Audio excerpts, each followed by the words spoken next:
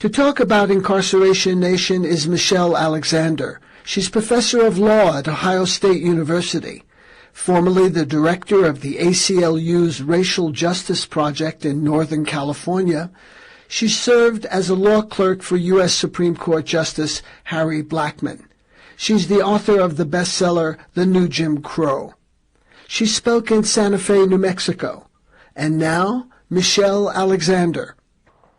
I argue that today, in the so-called era of colorblindness, and yes, even in the age of Obama, something akin to a caste system is alive and well in America. The mass incarceration of poor people, especially poor folks of color, is tantamount to a new caste system, one specifically designed to address the social, political, and economic challenges of our time. It's the moral equivalent of Jim Crow. Now, I'm always eager to acknowledge that there was a time when I rejected this kind of talk.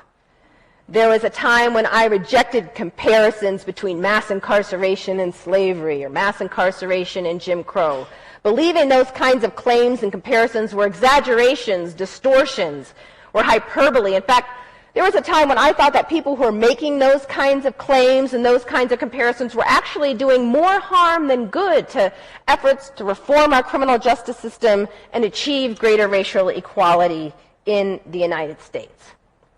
But what a difference a decade makes. For after years of representing victims of racial profiling and police brutality and investigating patterns of drug law enforcement in poor communities of color, and attempting to assist people who had been released from prison re-enter into a society that had never shown much use for them in the first place, I had a series of experiences that began what I now call my awakening. I began to awaken to a racial reality that is so obvious to me now that what seems odd in retrospect is that I managed to be blind to it for so long. What has changed since the collapse of Jim Crow has less to do with the basic structure of our society than the language we use to justify it. In the era of colorblindness, it is no longer socially permissible to use race explicitly as a justification for discrimination, exclusion, and social contempt. So we don't. Rather than rely on race, we use our criminal justice system to label people of color criminals and then engage in all the practices that we supposedly left behind. Today, it is perfectly legal to discriminate against criminals in nearly all the ways in which it was once legal to discriminate against African Americans. Once you're labeled a felon, the old forms of discrimination, employment discrimination, housing discrimination, denial of the right to vote, exclusion from jury service, suddenly legal. As a criminal, you have scarcely more rights and arguably less respect than a black man living in Alabama at the height of Jim Crow. We have not ended racial caste in America. We have merely redesigned it. Now, like I said, though, I reached this conclusion reluctantly. I resisted it. But there were a number of experiences that finally began to open my eyes, and one in particular I'll never forget. It involved a young African-American man who was about 19 years old who walked into my office one day and forever changed the way I viewed not only our criminal justice system, but how I viewed myself as a civil rights lawyer and advocate. At the time, I was the director of the Racial Justice Project for the ACLU in California, and we had launched a major campaign against racial profiling by the police. We called it the DWB campaign, or the Driving While Black or Brown campaign. And we had created a hotline number for people to call who believed they had been stopped or targeted by the police on the basis of race. And we put this hotline number up on billboards and communities around California, in Oakland, San Jose, and elsewhere, urging people to call this number if they believed they had been stopped or targeted by the police on the basis of race. And in fact, within the first few minutes of us announcing this hotline number on the evening news, we received thousands of calls, and our system crashed temporarily. We had to expand the capacity. And so I was spending my day interviewing one young black, brown young man after another who had been targeted, stopped, frisked, their cars had been pulled over, searched, sometimes brutalized for no apparent reason other than the color of their skin. And it was late in the afternoon, and I was getting tired. When this young man walks in with a stack of papers about this thick, he had taken detailed notes of his encounters with the police over about a 9-month period of time in his neighborhood.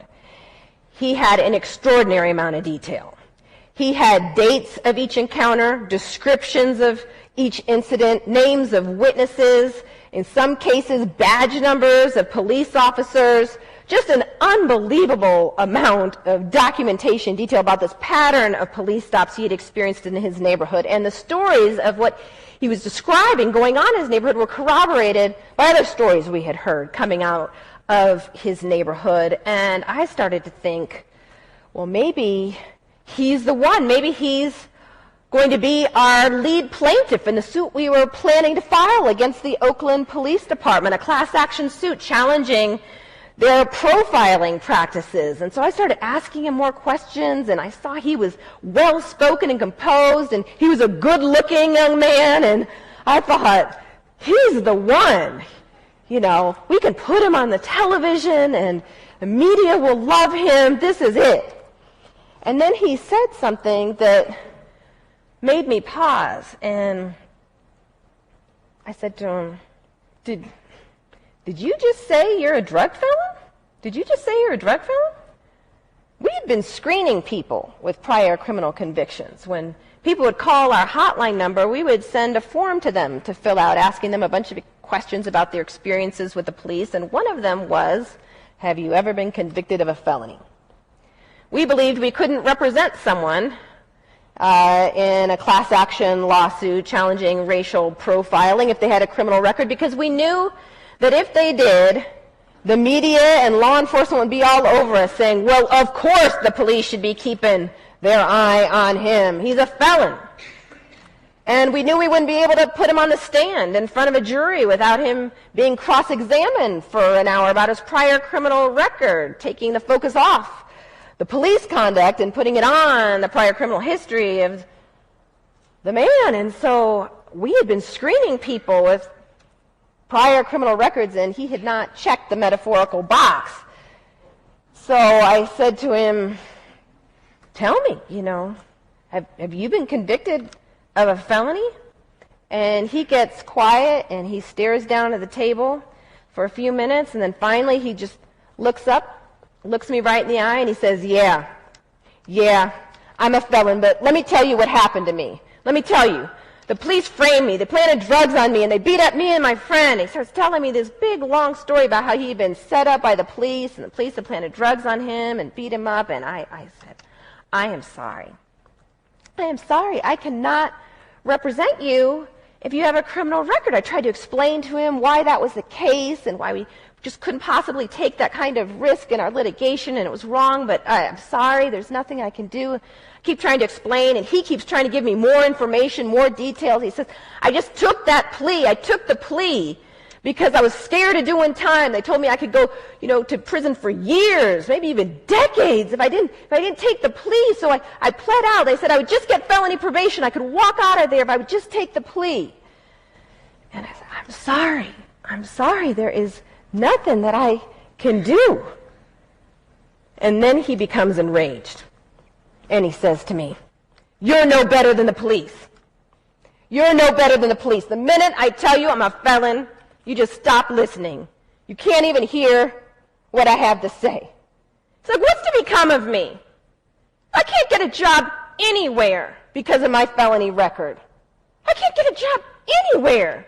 It's like I can't even get access to public housing. I can't even get into public housing. I have to sleep in my grandma's basement at night because nowhere else will take me in. Says I can't even qualify for food stamps to feed myself because of my felony record. What's to become of me? Says, good luck finding one young black man in my neighborhood they haven't gotten to yet. They've gotten to us all already. And he snatches all those papers and notes off table and just starts ripping them up into tiny little pieces, throwing them in the air. Snowing white paper in my office. He turns around, walks out yelling, "You're no better than the police. I can't believe I trusted you." He takes off. Well, several months after that, I'm doing a public access television show that was broadcasting live out of his neighborhood. I was doing public access TV because we were trying to organize thousands of people to attend a major protest against the then governor's refusal to sign racial profiling legislation in California. So we were doing public access TV, urging people to get on the bus and go to the demonstration at the Capitol, and it was broadcasting live. The minute the show goes off the air, he comes bursting into the studio carrying a dirty potted plant. And he comes rushing up to me, and he's emotional, practically on the verge of tears. He rushes up to me, thrusts this dirty potted plant into my arms, and he says, "I'm just here to tell you I'm sorry. I'm sorry for how I treated you. So I've been seeing you on the news. I see you out there trying to fight for our people, trying to do the right thing, and I shouldn't have treated you that way. He said, I would have bought you some flowers, but I still don't have any money. I snatched this plant off my grandma's front porch. Here." Pushes my arm. And then he turns around and takes off, runs out of the building. I chase after him. He jumps into this broke-down car and takes off. Well, several months after that, I'm in my office. I open up the newspaper. What's on the front page? Well, the Oakland Writers police scandal is broken. Turns out that a gang of police officers, otherwise known as a drug task force, had been planting drugs on suspects, beating folks up in his neighborhood. And who's identified as one of the main officers charged with planting drugs on suspects and beating folks up? The officer he had identified to me as having planted drugs on him and beat up him and his friend. And it was only then that the light bulb finally started to go on for me. And I thought to myself, he's right about me. I'm no better than the police. The minute he told me he was a felon, I just stopped listening. Couldn't even hear what he had to say. And that was the beginning of me asking myself some hard questions of myself as a civil rights lawyer and advocate. How am I actually replicating the very forms of discrimination, exclusion, and marginalization I'm supposedly fighting against?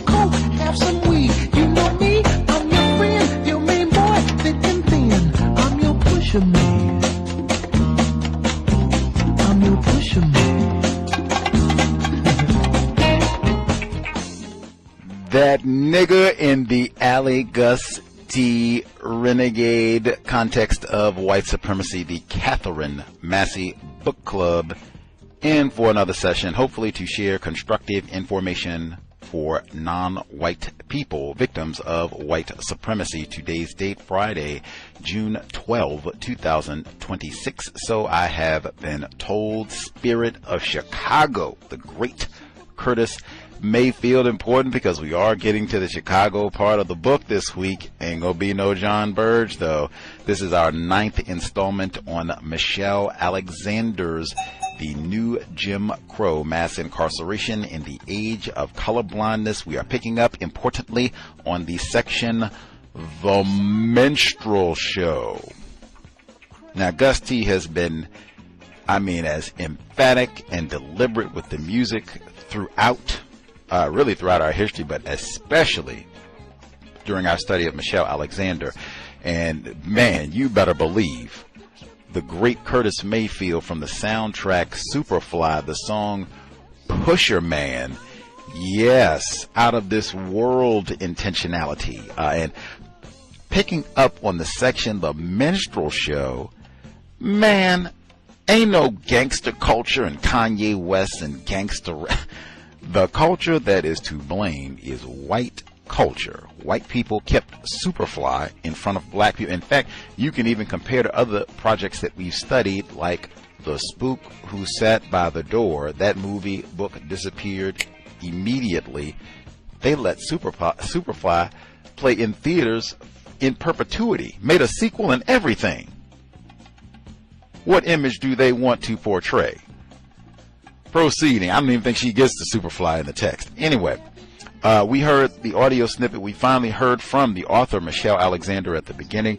Hat tip to our caller last week who informed us of this lecture, her speaking event in 2012, where she talks about, and she's given so many of these examples of where she discounts racism and minimizes the experiences of non-white people, black males, prior to writing this book. It stood out to me because last week I noted that there were so many segments where you have black people who speak in a stereotypical manner, broken English, just gotta be old no count Leroy and Lakeisha.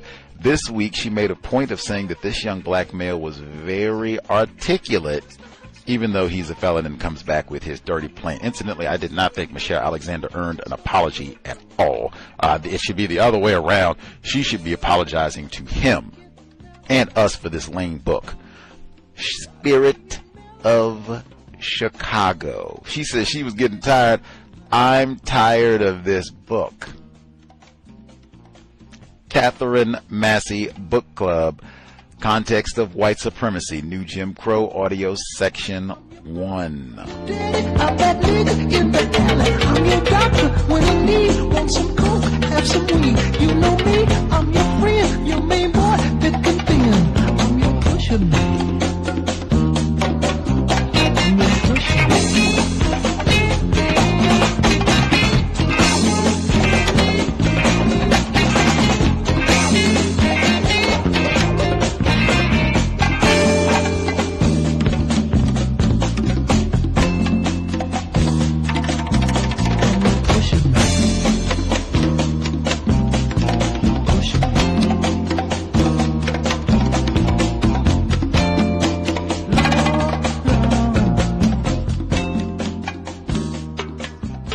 The Minstrel Show.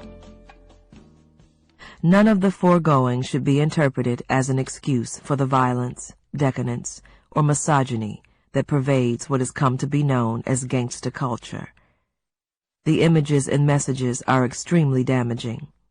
On an average night, one need engage in only a few minutes of channel surfing during primetime hours to stumble across images of gangster culture on television. The images are so familiar, no description is necessary here. Often these images emanate from BET or black-themed reality shows and are thus considered authentic expressions of black attitudes, culture, and mores. Again, though, it is useful to put the commodification of gangster culture into proper perspective. The worst of gangster rap and other forms of blaxploitation, such as VH1's Flavor of Love, is best understood as a modern-day minstrel show, only this time televised around the clock for a worldwide audience. It is a for-profit display of the worst racial stereotypes and images associated with the era of mass incarceration, an era in which black people are criminalized and portrayed as out of control, shameless, violent, oversexed, and generally undeserving. Like the minstrel shows of the slavery and Jim Crow eras, today's displays are generally designed for white audiences.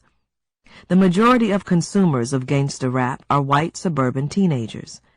VH1 had its best ratings ever for the first season of Flavor of Love, ratings driven by large white audiences. MTV has expanded its offerings of black-themed reality shows in the hopes of attracting the same crowd.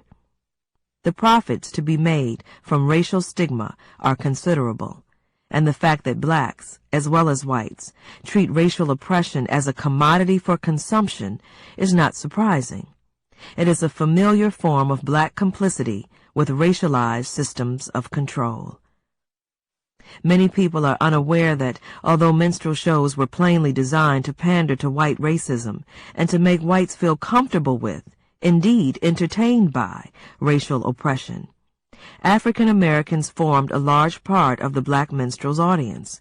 In fact, their numbers were so great in some areas that theater owners had to relax rules segregating black patrons and restricting them to certain areas of the theater. Historians have long debated why blacks would attend minstrel shows when the images and content were so blatantly racist. Minstrels projected a greatly romanticized and exaggerated image of black life on plantations, with cheerful, simple, grinning slaves, always ready to sing, dance, and please their masters. Some have suggested that perhaps blacks felt in on the joke, laughing at the over-the-top characters from a sense of in-group recognition. It has also been argued that perhaps they felt some connection to elements of African culture that had been suppressed and condemned for so long, but were suddenly visible on stage, albeit in racist, exaggerated form. Undeniably, though, one major draw for black audiences was simply seeing fellow African Americans on stage. Black minstrels were largely viewed as celebrities, earning more money and achieving more fame than African Americans ever had before. Black minstrelsy was the first large-scale opportunity for African Americans to enter show business. To some degree, then, black minstrelsy, as degrading as it was, represented success. It seems likely that historians will one day look back on the images of black men in gangster rap videos with a similar curiosity. Why would these young men, who are targets of a brutal drug war declared against them, put on a show, a spectacle, that romanticizes and glorifies their criminalization? Why would these young men openly endorse and perpetuate the very stereotypes that are invoked to justify their second-class status, their exclusion from mainstream society? The answers, historians may find, are not that different from the answers to the minstrelsy puzzle. It is important to keep in mind, though, that many hip-hop artists today do not embrace and perpetuate the worst racial stereotypes associated with mass incarceration. Artists like Common, for example, articulate a sharp critique of American politics and culture and reject the misogyny and violence preached by gangster rappers. And while rap is often associated with gangsta life in the mainstream press, the origins of rap and hip-hop culture are not rooted in outlaw ideology. When rap was born, the early rap stars were not rapping about gangsta life, but My Adidas and Good Times in the Hood in tunes like Rapper's Delight. Rap music changed after the war on drugs shifted into high gear, and thousands of young black men were suddenly swept off the streets and into prisons. Violence in urban communities flared in those communities, not simply because of the new drug, crack, but because of the massive crackdown, which radically reshaped the traditional life course for young black men. As a tidal wave of punitiveness, stigma, and despair washed over poor communities of color, those who were demonized, not only in the mainstream press, but often in their own communities, did what all stigmatized groups do. They struggled to preserve a positive identity by embracing their stigma. Gangster rap, while it may amount to little more than a minstrel show when it appears on MTV today, has its roots in the struggle for a positive identity among outcasts. The antidote. It is difficult to look at pictures of black people performing in minstrel shows during the Jim Crow era. It is almost beyond belief that at one time black people actually covered their faces with pitch-black paint, covered their mouths with white paint drawn in an exaggerated clownish smile, and pranced on stage for the entertainment and delight of white audiences who were tickled by the sight of a black man happily portraying the worst racial stereotypes that justified slavery and later Jim Crow. The images are so painful they can cause a downright visceral reaction. The damage done by the minstrel's complicity in the Jim Crow regime was considerable. Even so, do we hate the minstrel? Do we despise him? Or do we understand him as an unfortunate expression of the times? Most people of any race would probably condemn the minstrel show, but stop short of condemning the minstrel as a man. Pity, more than contempt, seems the likely response. Why?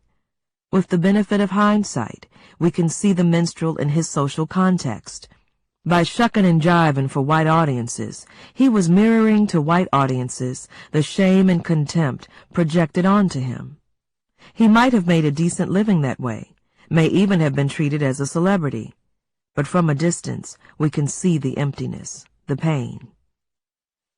When the system of mass incarceration collapses, and if history is any guide it will, historians will undoubtedly look back and marvel that such an extraordinarily comprehensive system of racialized social control existed in the United States. How fascinating, they will likely say, that a drug war was waged almost exclusively against poor people of color, people already trapped in ghettos that lacked jobs and decent schools. They were rounded up by the millions, packed away in prisons, and when released, they were stigmatized for life, denied the right to vote, and ushered into a world of discrimination. Legally barred from employment, housing, and welfare benefits, and saddled with thousands of dollars of debt, these people were shamed and condemned for failing to hold together their families. They were chastised for succumbing to depression and anger, and blamed for landing back in prison.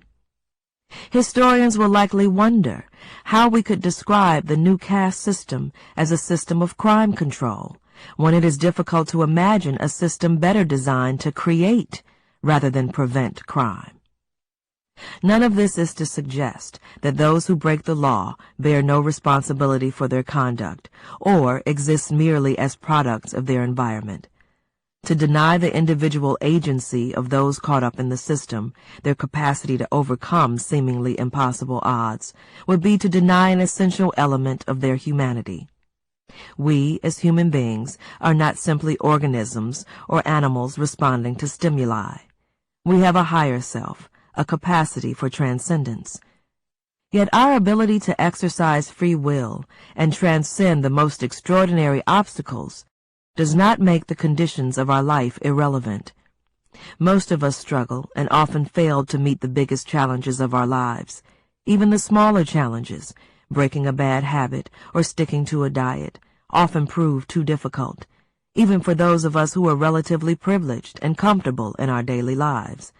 In fact, what is most remarkable about the hundreds of thousands of people who return from prison to their communities each year is not how many fail, but how many somehow manage to survive and stay out of prison against all the odds.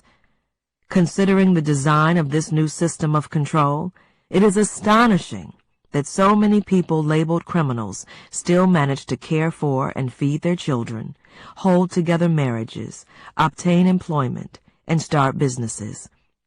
Perhaps most heroic are those who, upon release, launch social justice organizations that challenge the discrimination ex-offenders face and provide desperately needed support for those newly released from prison.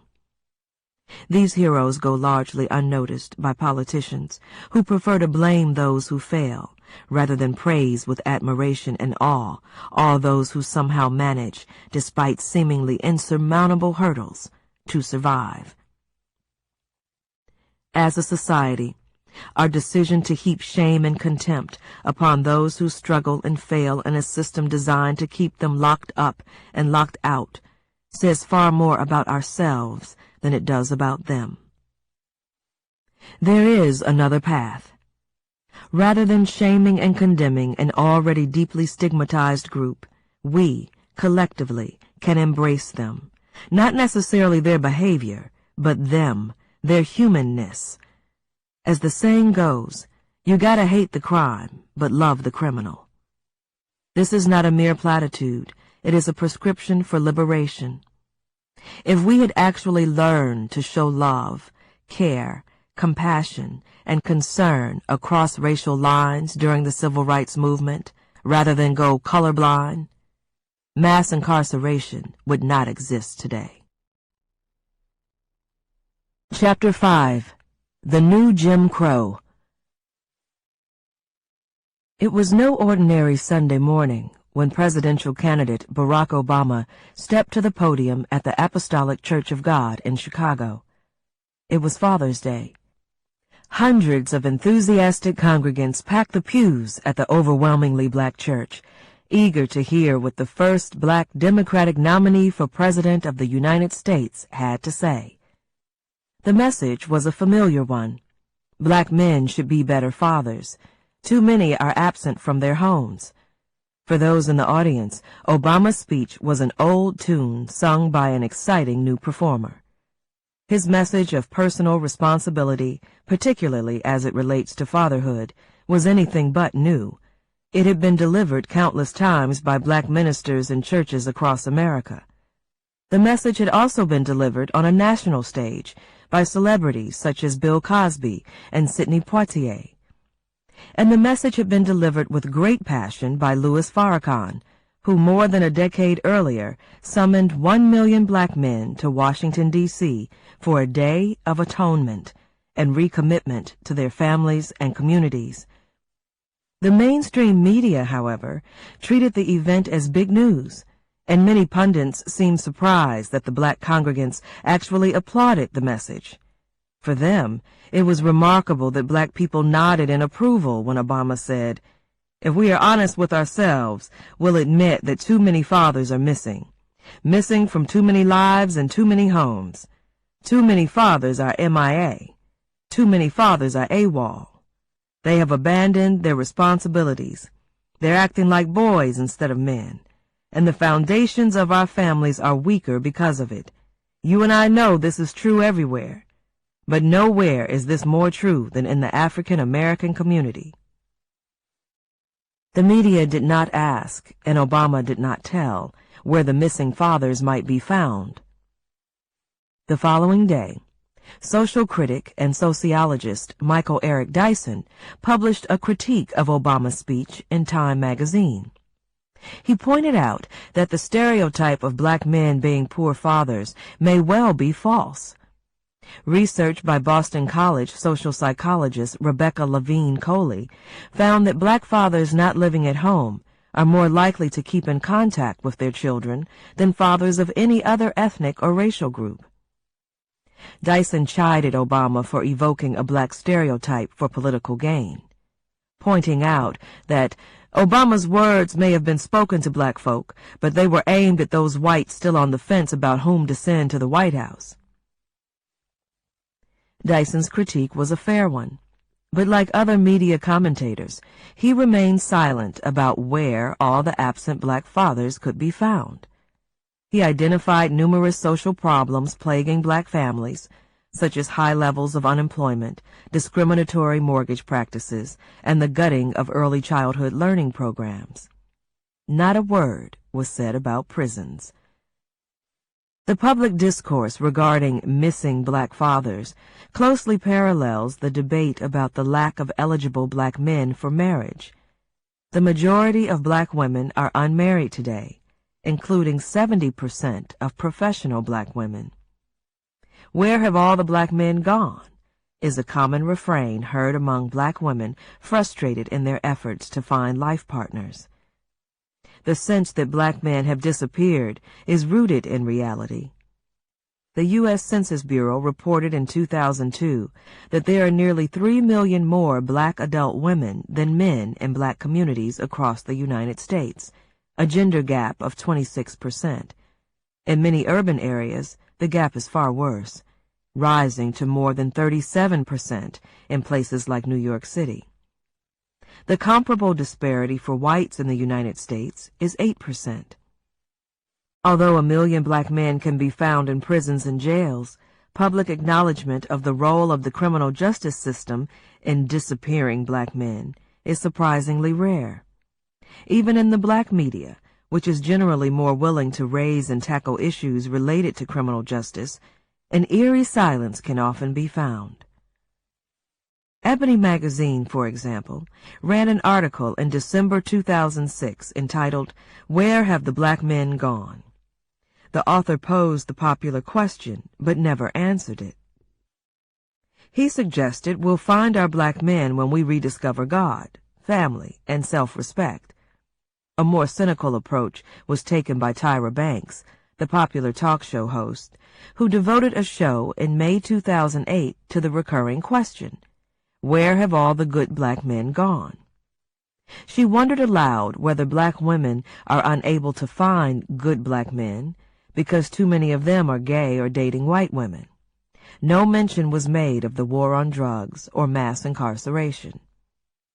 The fact that Barack Obama can give a speech on Father's Day dedicated to the subject of fathers who are AWOL without ever acknowledging that the majority of young black men in many large urban areas are currently under the control of the criminal justice system is disturbing, to say the least.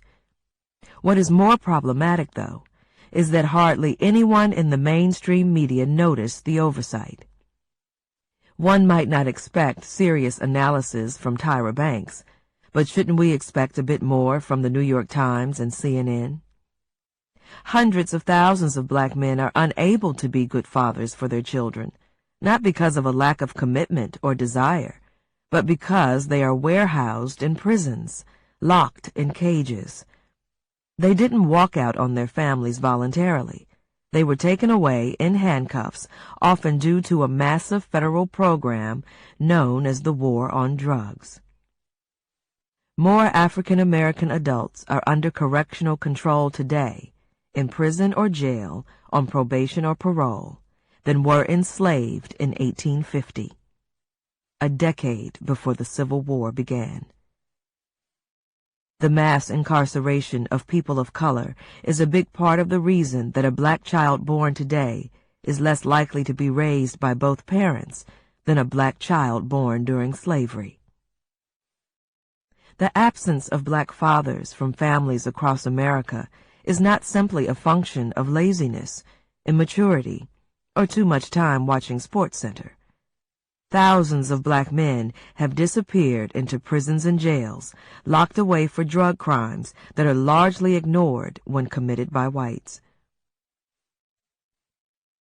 The clock has been turned back on racial progress in America, though scarcely anyone seems to notice. All eyes are fixed on people like Barack Obama and Oprah Winfrey, who have defied the odds and risen to power, fame, and fortune. For those left behind, especially those within prison walls, the celebration of racial triumph in America must seem a tad premature. More black men are in prison today than at any other moment in our nation's history. More are disenfranchised today than in 1870, the year the 15th Amendment was ratified, prohibiting laws that explicitly deny the right to vote on the basis of race. Young black men today may be just as likely to suffer discrimination in employment, housing, public benefits, and jury service as a black man in the Jim Crow era.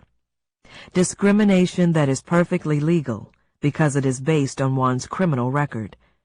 This is the new normal, the new racial equilibrium.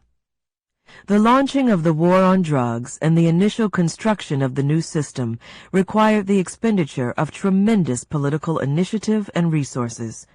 Media campaigns were waged, politicians blasted soft judges, and enacted harsh sentencing laws.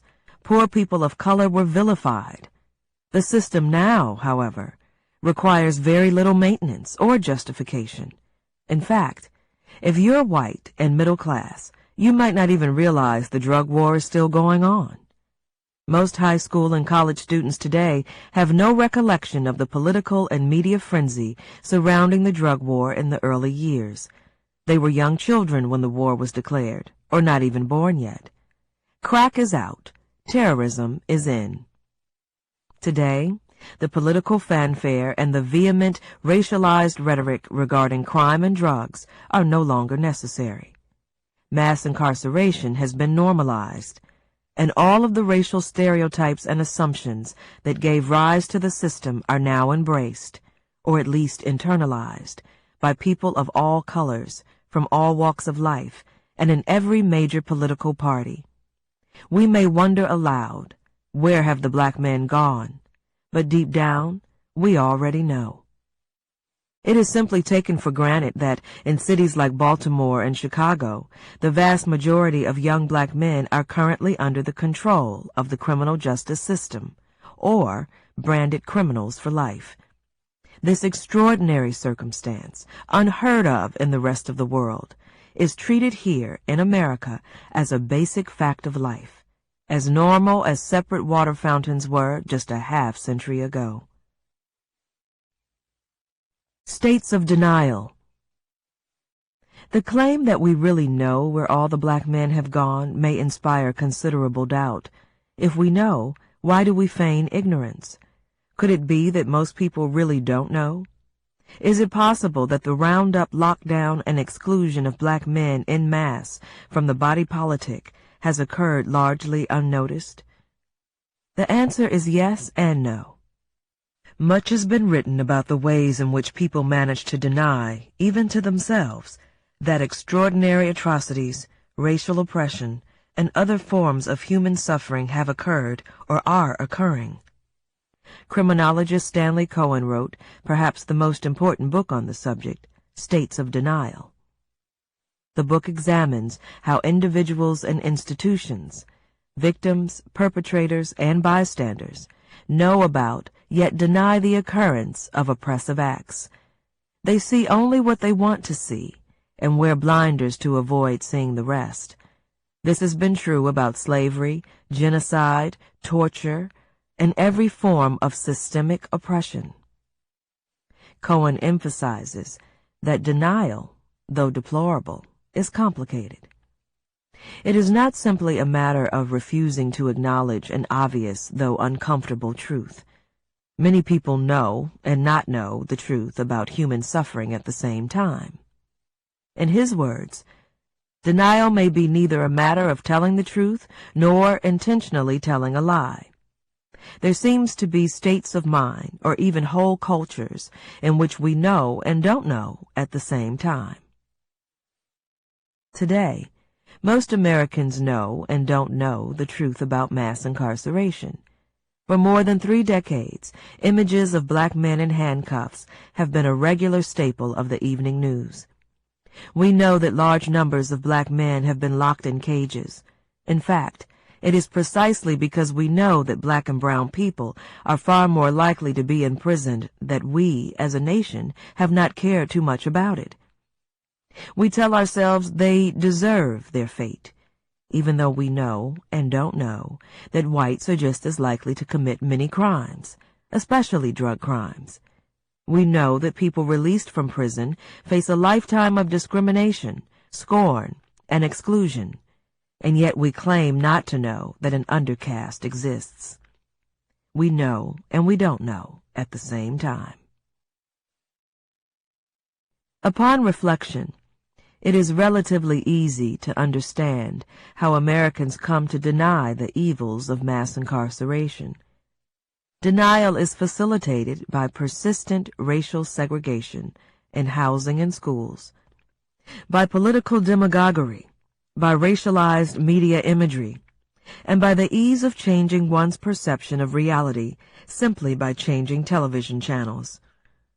There is little reason to doubt the prevailing common sense that black and brown men have been locked up en masse merely in response to crime rates, when one's sources of information are mainstream media outlets. In many respects, the reality of mass incarceration is easier to avoid knowing than the injustices and sufferings associated with slavery or Jim Crow. Those confined to prisons are out of sight and out of mind. Once released, they are typically confined in ghettos. Most Americans only come to know about the people cycling in and out of prisons through fictional police dramas, music videos, gangster rap, and true accounts of ghetto experience on the evening news. These racialized narratives tend to confirm and reinforce the prevailing public consensus that we need not care about those people. They deserve what they get.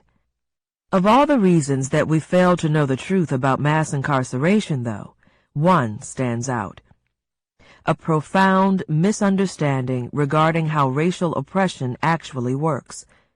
If someone were to visit the United States from another country or another planet and ask, is the U.S. criminal justice system some kind of tool of racial control? Most Americans would swiftly deny it. Numerous reasons would leap to mind why that couldn't possibly be the case. The visitor would be told that crime rates, black culture, or bad schools were to blame. The system is not run by a bunch of racists, the apologist would explain. It's run by people who are trying to fight crime. That response is predictable, because most people assume that racism and racial systems generally are fundamentally a function of attitudes. Because mass incarceration is officially colorblind, it seems inconceivable that the system could function much like a racial caste system. The widespread and mistaken belief that racial animus is necessary for the creation and maintenance of racialized systems of social control is the most important reason that we, as a nation, have remained in deep denial. The misunderstanding is not surprising. As a society, our collective understanding of racism has been powerfully influenced by the shocking images of the Jim Crow era and the struggle for civil rights. When we think of racism, we think of Governor Wallace of Alabama blocking the schoolhouse door. We think of water hoses, lynchings, racial epithets, and whites-only signs. These images make it easy to forget that many wonderful, good-hearted white people who were generous to others, respectful of their neighbors, and even kind to their black maids, gardeners, or shoeshiners, and wished them well, nevertheless went to the polls and voted for racial segregation. Many whites who supported Jim Crow justified it on paternalistic grounds, actually believing they were doing blacks a favor or believing the time was not yet right for equality. The disturbing images from the Jim Crow era also make it easy to forget that many African Americans were complicit in the Jim Crow system, profiting from it directly or indirectly, or keeping their objections quiet out of fear of the repercussions. Our understanding of racism is therefore shaped by the most extreme expressions of individual bigotry, not by the way in which it functions naturally, almost invisibly, and sometimes with genuinely benign intent, when it is embedded in the structure of a social system. The unfortunate reality we must face is that racism manifests itself not only in individual attitudes and stereotypes, but also in the basic structure of society. Academics have developed complicated theories and obscure jargon in an effort to describe what is now referred to as structural racism. Yet the concept is fairly straightforward. One theorist, Iris Marion Young, relying on a famous birdcage metaphor, explains it this way. If one thinks about racism by examining only one wire of the cage, or one form of disadvantage, it is difficult to understand how and why the bird is trapped. Only a large number of wires, arranged in a specific way and connected to one another, serve to enclose the bird and to ensure that it cannot escape. What is particularly important to keep in mind is that any given wire of the cage may or may not be specifically developed for the purpose of trapping the bird, yet it still operates, together with the other wires, to restrict its freedom. By the same token, not every aspect of a racial caste system needs to be developed for the specific purpose of controlling black people in order for it to operate, together with other laws, institutions, and practices, to trap them at the bottom of a racial hierarchy. In the system of mass incarceration, a wide variety of laws, institutions, and practices, ranging from racial profiling to biased sentencing policies, political disenfranchisement, and legalized employment discrimination, trap African Americans in a virtual and literal cage. Fortunately, as Marilyn Frye has noted, every birdcage has a door, and every birdcage can be broken and can corrode. What is most concerning about the new racial caste system, however, is that it may prove to be more durable than its predecessors. Because this new system is not explicitly based on race, it is easier to defend on seemingly neutral grounds. And while all previous methods of control have blamed the victim in one way or another, the current system invites observers to imagine that those who are trapped in the system were free to avoid second-class status or permanent banishment from society simply by choosing not to commit crimes. It is far more convenient to imagine that a majority of young African American men in urban areas freely choose a life of crime than to accept the real possibility that their lives were structured in a way that virtually guaranteed their early admission into a system from which they can never escape. Most people are willing to acknowledge the existence of the cage, but insist that a door has been left open. One way of understanding our current system of mass incarceration is to think of it as a birdcage with a locked door. It is a set of structural arrangements that locks a racially distinct group into a subordinate political, social, and economic position, effectively creating a second-class citizenship. Those trapped within the system are not merely disadvantaged, in the sense that they are competing on an unequal playing field or face additional hurdles to political or economic success. Rather, the system itself is structured to lock them into a subordinate position. How it works. Precisely how the system of mass incarceration works to trap African Americans in a virtual and literal cage can best be understood by viewing the system as a whole. In earlier chapters, we considered various wires of the cage in isolation. Here, we put the pieces together, step back, and view the cage in its entirety. Only when we view the cage from a distance can we disengage from the maze of rationalizations that are offered for each wire, and see how the entire apparatus operates to keep African Americans perpetually trapped. This, in brief, is how the system works.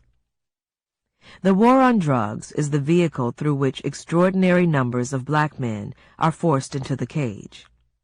The entrapment occurs in 3 distinct phases, each of which has been explored earlier, but a brief review is useful here. The first stage is the roundup. Vast numbers of people are swept into the criminal justice system by the police, who conduct drug operations primarily in poor communities of color. They are rewarded in cash, through drug forfeiture laws and federal grant programs, for rounding up as many people as possible, and they operate unconstrained by constitutional rules of procedure that once were considered inviolate. Police can stop, interrogate, and search anyone they choose for drug investigations, provided they get consent. Because there is no meaningful check on the exercise of police discretion, racial biases are granted free rein. In fact, police are allowed to rely on race as a factor in selecting whom to stop and search, even though people of color are no more likely to be guilty of drug crimes than whites, effectively guaranteeing that those who are swept into the system are primarily black and brown. The conviction marks the beginning of the second phase, the period of formal control. Once arrested, defendants are generally denied meaningful legal representation and pressured to plead guilty whether they are or not. Prosecutors are free to load up defendants with extra charges, and their decisions cannot be challenged for racial bias. Once convicted, due to the drug war's harsh sentencing laws, drug offenders in the United States spend more time under the criminal justice system's formal control, in jail or prison, on probation or parole, than drug offenders anywhere else in the world.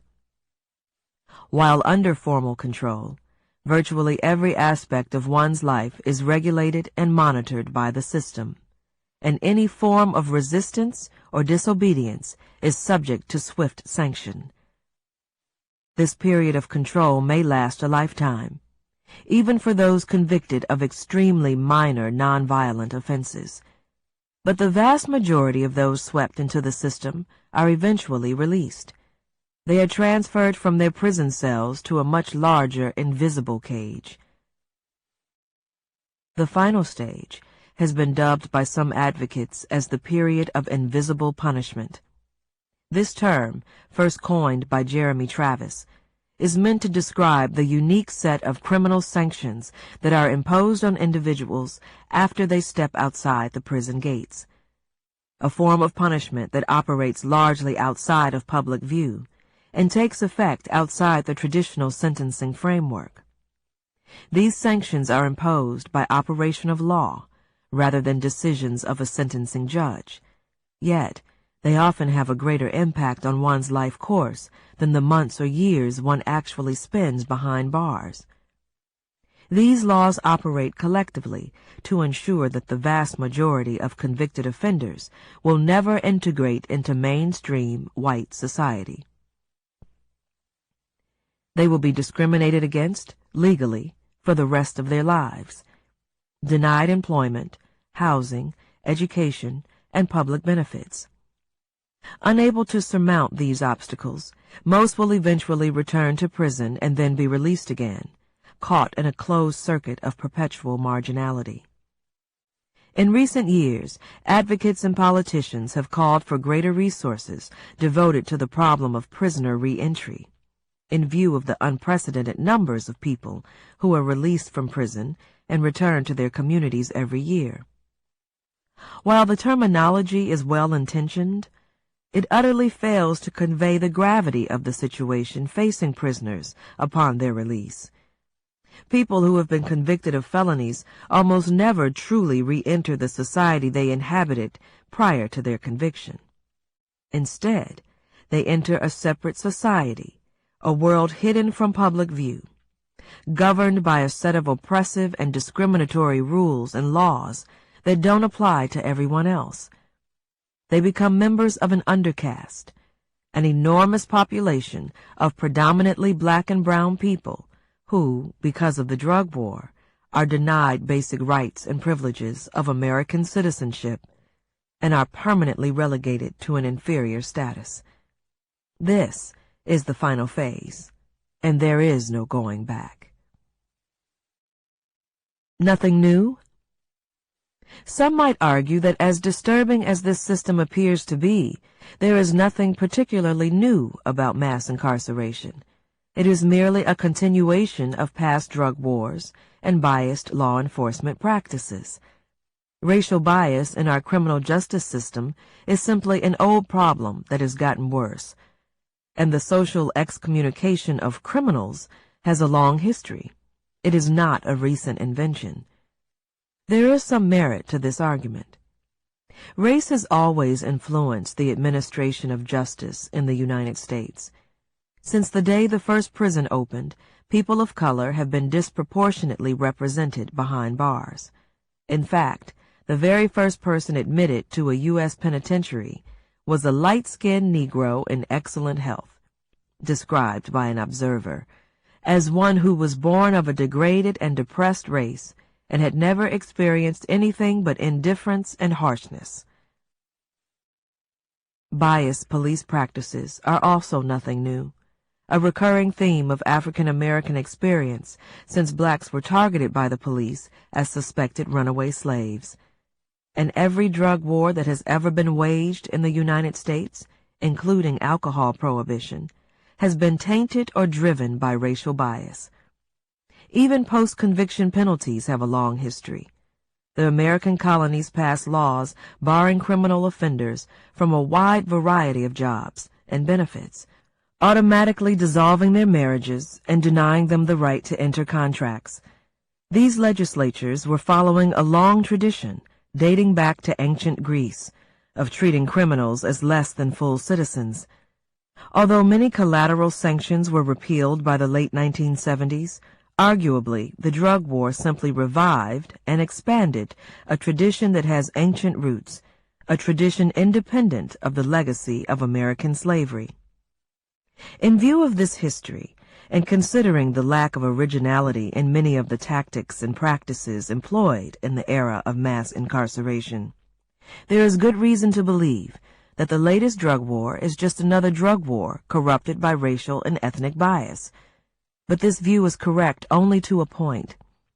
In the past, the criminal justice system, as punitive as it may have been during various wars on crime and drugs, affected only a relatively small percentage of the population.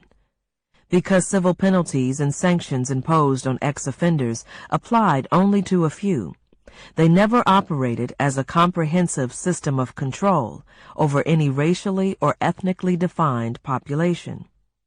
Racial minorities were always overrepresented among current and ex-offenders, but as sociologists have noted, until the mid-1980s, the criminal justice system was marginal to communities of color. While young minority men with little schooling have always had relatively high rates of incarceration, before the 1980s, the penal system was not a dominant presence in the disadvantaged neighborhoods. Today, the war on drugs has given birth to a system of mass incarceration that governs not just a small fraction of a racial or ethnic minority, but entire communities of color. In ghetto communities, nearly everyone is either directly or indirectly subject to the new caste system. The system serves to redefine the terms of the relationship of poor people of color and their communities to mainstream white society, ensuring their subordinate and marginal status. The criminal and civil sanctions that were once reserved for a tiny minority are now used to control and oppress a racially defined majority in many communities, and the systematic manner in which the control is achieved reflects not just a difference in scale. The nature of the criminal justice system has changed. It is no longer concerned primarily with the prevention and punishment of crime, but rather with the management and control of the dispossessed. Prior drug wars were ancillary to the prevailing caste system. This time, the drug war is the system of control. If you doubt that this is the case, consider the effect of the war on the ground in specific locales. Take Chicago, Illinois, for example. Chicago is widely considered to be one of America's most diverse and vibrant cities. It has boasted black mayors, black police chiefs, black legislators, and is home to the nation's first black president. It has a thriving economy, a growing Latino community, and a substantial black middle class. Yet, as the Chicago Urban League reported in 2002, there is another story to be told. If Martin Luther King Jr. were to return miraculously to Chicago, some 40 years after bringing his freedom movement to the city, he would be saddened to discover that the same issues on which he originally focused still produce stark patterns of racial inequality, segregation, and poverty. He would also be struck by the dramatically elevated significance of one particular institutional force in the perpetuation and deepening of those patterns, the criminal justice system. In the few short decades since King's death, a new regime of racially disparate mass incarceration has emerged in Chicago and has become the primary mechanism for racial oppression and the denial of equal opportunity.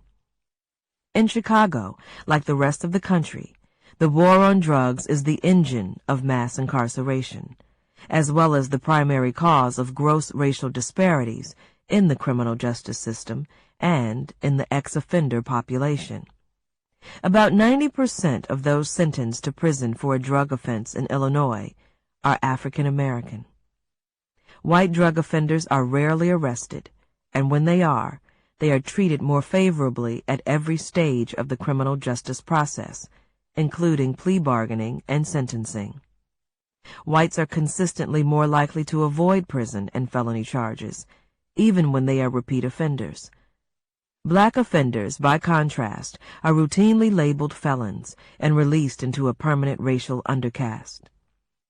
The total population of black males in Chicago with a felony record, including both current and ex-felons, is equivalent to 55% of the black adult male population and an astonishing 80% of the adult black male workforce in the Chicago area. This stunning development reflects the dramatic increase in the number and race of those sent to prison for drug crimes. From the Chicago region alone, the number of those annually sent to prison for drug crimes increased almost 2,000%, from 469 in 1985 to 8,755 in 2005. When people are released from Illinois prisons, they are given as little as $10 in gate money and a bus ticket to anywhere in the United States. Most return to impoverished neighborhoods in the Chicago area, bringing few resources and bearing the stigma of their prison record. In Chicago, as in most cities across the country, ex-offenders are banned or severely restricted from employment in a large number of professions, job categories, and fields by professional licensing statutes, rules, and practices that discriminate against potential employees with felony records.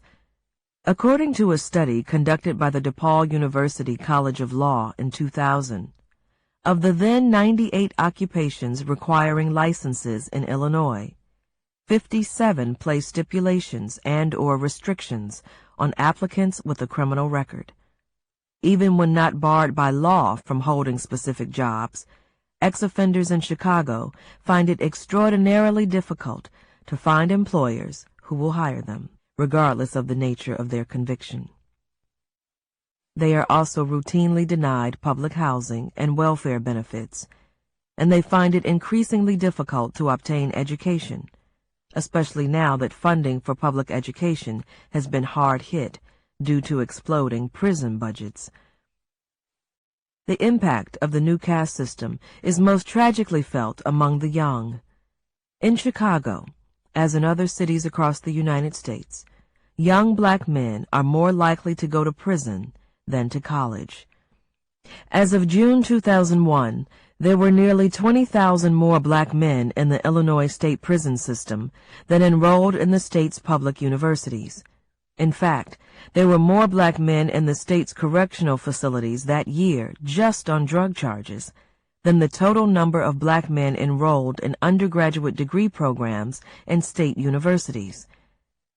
To put the crisis in even sharper focus, consider this.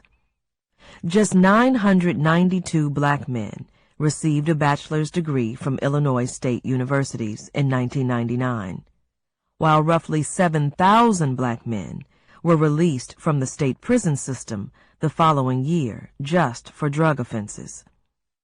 The young men who go to prison rather than college face a lifetime of closed doors, discrimination, and ostracism. Their plight is not what we hear about on the evening news, however. Sadly, like the racial caste systems that preceded it, the system of mass incarceration now seems normal and natural to most, a regrettable necessity. Robust boos from the crowd and chanting Chicago, Attica. We'll get to the Attica part. Katherine Massey Book Club, Context of White Supremacy. It's like, this is easily, I have decided this book has moved from number 4. So we started, I said, before I read one page, I said this book is top 10 worst book ever. I put it at number 8. It moved to number 4 quickly. It's tied for 3rd with Isabel Wilkerson's Cased. Tied for 3rd. It might even move up high. The only books I've read that are worse than this, Alice Sebold's Lucky, which we read, My Night with Rick James, and number 1, Dorothy Roberts' Cowbell, The Mixed Marriage Project. And that has a lot of overlap with this one too. We didn't read that one. collectively.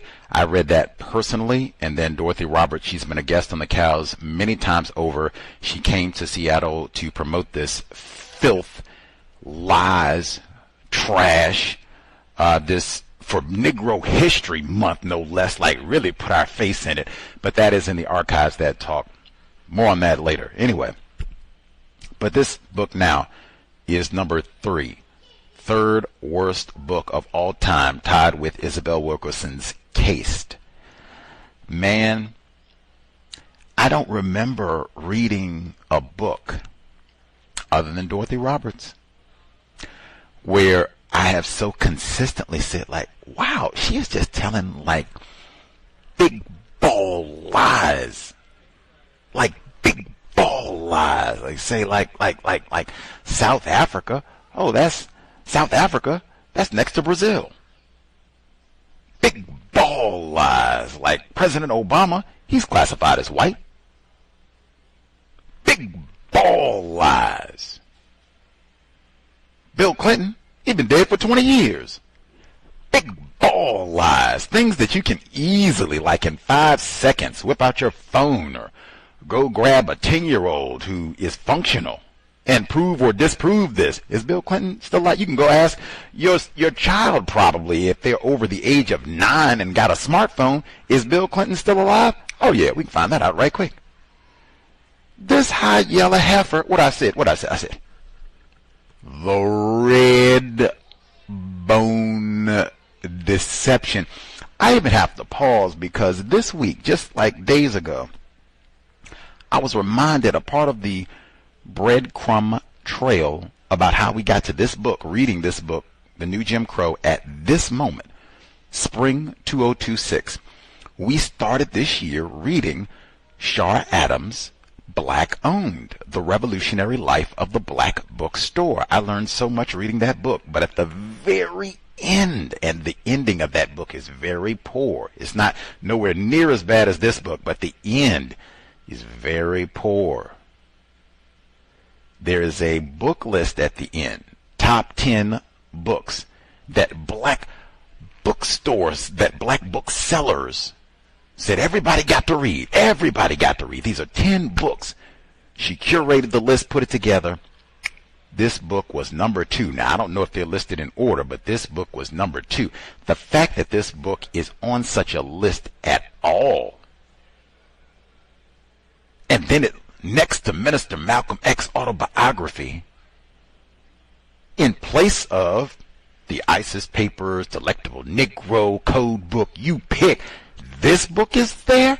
That's what I mean when I said at the very beginning, I'm starting with this book, top 10 worst ever. It's at number 3 now, and I'm giving a serious side. That means I'm side-eyeing all the black booksellers, because you heard Dr. Welsing, you heard Mr. Fuller, you know the importance of science, accuracy, and then you let some filth like this come and hey, this is the best book I read. That's what I mean when I say black people full of shit. We are not great thinkers. We don't read. We are apparently, maybe even some of the folks connected to the bookstores, we don't really read. We get what today Shar Adams did, so we get caught up in all that fiction. Hate You Give, how Stella got her groove back. You don't do no hard science. Let me look at these damn footnotes. What is Michelle talking about? Is she telling the truth? Remember, Michelle, you gonna do all this talking about Bill Cosby and ain't said a mumbling word about John Burge. That's what I mean about Team Limp Noodle. We are not very smart about things that are important. Cooking chitlins, name calling black people, we are PhD experts. Scientific expertise, how do you study and evaluate a book on racism? We are dummies. Dang, Gus, you gonna say we dummies? I'm gonna say we dummies. And apparently, woo, everybody, I'm talking about, because ain't nobody have no, I don't even hear people critique on this book like, slow down. We ain't got to get to like what I think about it and all that. It's not even accurate. Let's get the lie from this. That's what I said. Now, at a certain point, you're insulting me for me to not call this a lie. Like I said, now you're going to come and you're going to insist. You know Bill Clinton died 20 years ago. Okay. You are willfully lying to me. You want to confuse me, have me out here sounding like a moron where I can't get my problem solved. I'm out here with misinformation. This book is chock full of lies and misinformation. This high yellow wench done told us the penal system was marginal before the mid-1980s. I'm going to repeat myself. This high yellow wench told us the penal system was marginal before the 1980s. I'm going to say that again. This high yellow wench told us the penal system was marginal before the 1980s. You could put 50 footnotes on that. This high yellow wench, who are you talking to? Attica.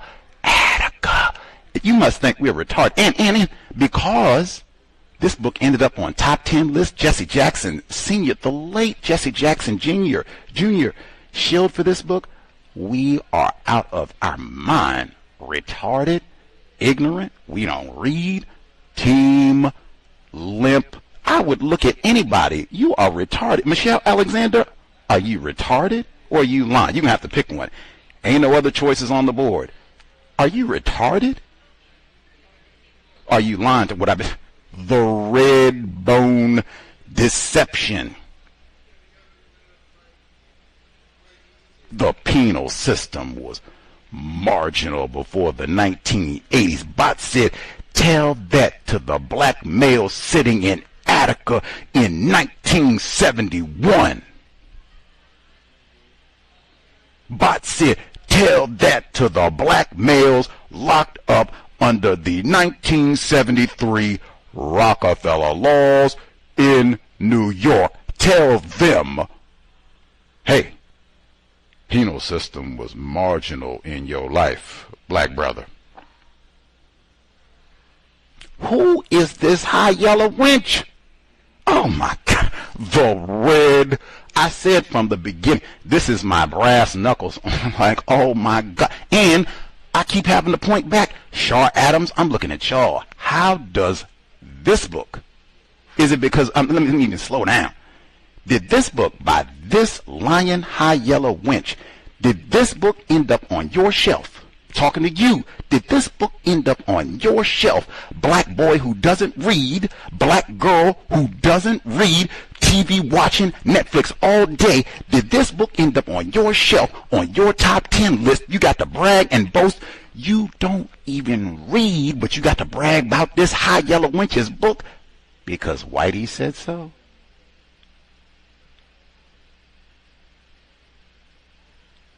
I could crawl under the table and cry. We don't even read, and this high... I keep saying, if this high yellow wench had two black parents, if she looked like Viola Davis, Lupita Nyong'o, maybe even Michelle Obama. Michelle what? New Jim what? That's it would be all the other books. What? Oh, I'm gonna check what you say. Michelle. Okay, I'm gonna get it right there. You know Netflix. I gotta watch. That's what it would have been if she wasn't high yellow. And then Whitey, your friend. Not all white peoples is racist, because some of them they read New Jim Crow, right? I'm appalled. It was cows. Gus, why are you behaving this way? There were cows investors. Plural. You heard me, right? This ain't no anomaly kind of thing. Plentiful. Cows investors who said, I think it might be in the, boy, you lucky we got 2,000 programs. If I had the time, transcripts available, I would go back and find it. Cows investors who said, this is one of the best books I've ever read. really lit the fire under me to go out and end racism. What? Respectfully, I say again, you're not really going to be able to solve problems if you don't have accurate information. This book isn't even accurate. It's not even accurate. What day is it today? Monday. It's June 12th. Friday. No, it ain't. It's Monday. Big ball lies. And we didn't catch none. Whitey said it's great. It's the best book ever. I'm going to go get 15 copies of it. You don't even read. Whitey said it's great. She got that white parent red bone. I'm going to get 15 copies. Best book ever. Team Limp Noodle. Sorry, Jesse Jackson Sr. You should have done better. You know this. Jesse Jackson, you lived through Attica. What you mean talking about? Write a review for this book talking about how great it is. No, it ain't. No, it ain't. Jesse Jackson Sr., you know John Burge. All due respect, God bless the dead. God bless the dead. Jesse Jackson Sr. and Jr., you know all about John Burge. Don't you tell nobody. She wrote a great book where she talk about Chicago racism, black males policing, and you ain't got a mumbling word to say about John Burge. All due respect, damn Common, damn Bill Cosby, really, damn Michelle Alexander. High yellow wench. The number 720-716-7300. This one, because most of the time when I take a stance like this on a bad book, particularly written by a black person, one of you all wants to step up and get rowdy. Gus, you don't know what you're talking about. My brass knuckles are on. I dare one of you. I dare one of you, whether you read the book or not. I dare you, dare you, dare you, dare you. Oh, my God. Anyone, you think Michelle Alexander's great, is accurate? Please speak up. Brass knuckles are cocked. Speak up for this high yellow wench. 720. You can write in too. Archive. This is like forever. You hear the archives. Oh, you can get it if I'm alive. The year 2081. If I'm alive, you can get it in 2081. If you need to stick up, Michelle Alexander is great. Don't you call her no high yellow wench? High yellow wench. Bring your ass anytime that I got a heartbeat. 720-716-7300. The code 564943 pound. Press star 61. If you need to speak up for Michelle Alexander, star 61.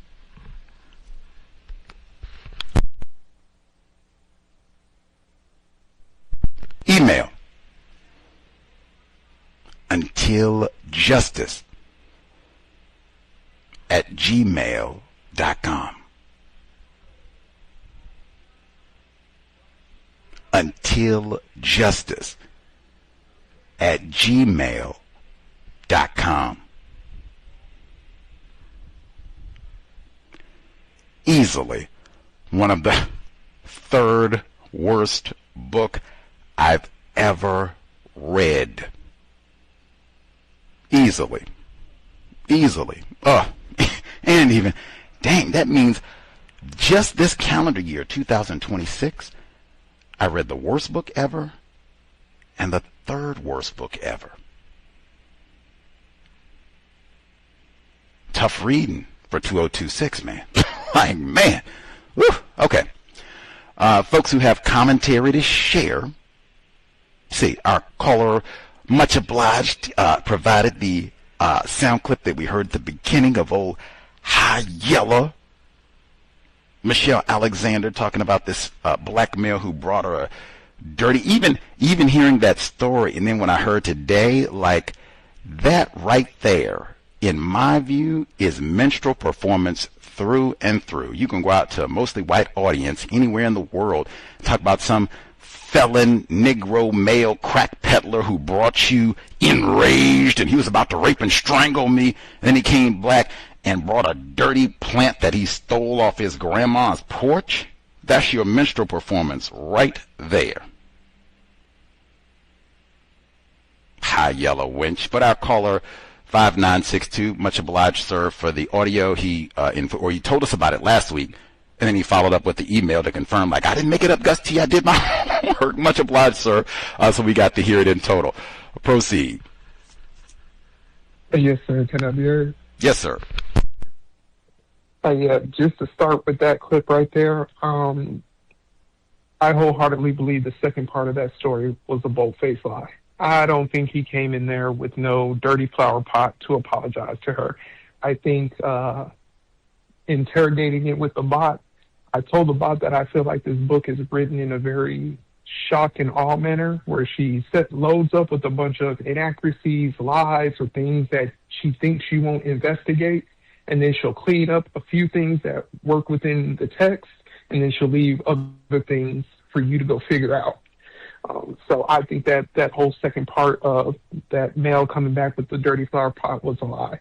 I agree with the bot, and I think that she said, uh-oh, this case came up and blown out, and he might go to somebody else to publicly out me and say that I wouldn't help him as a member of the ACLU.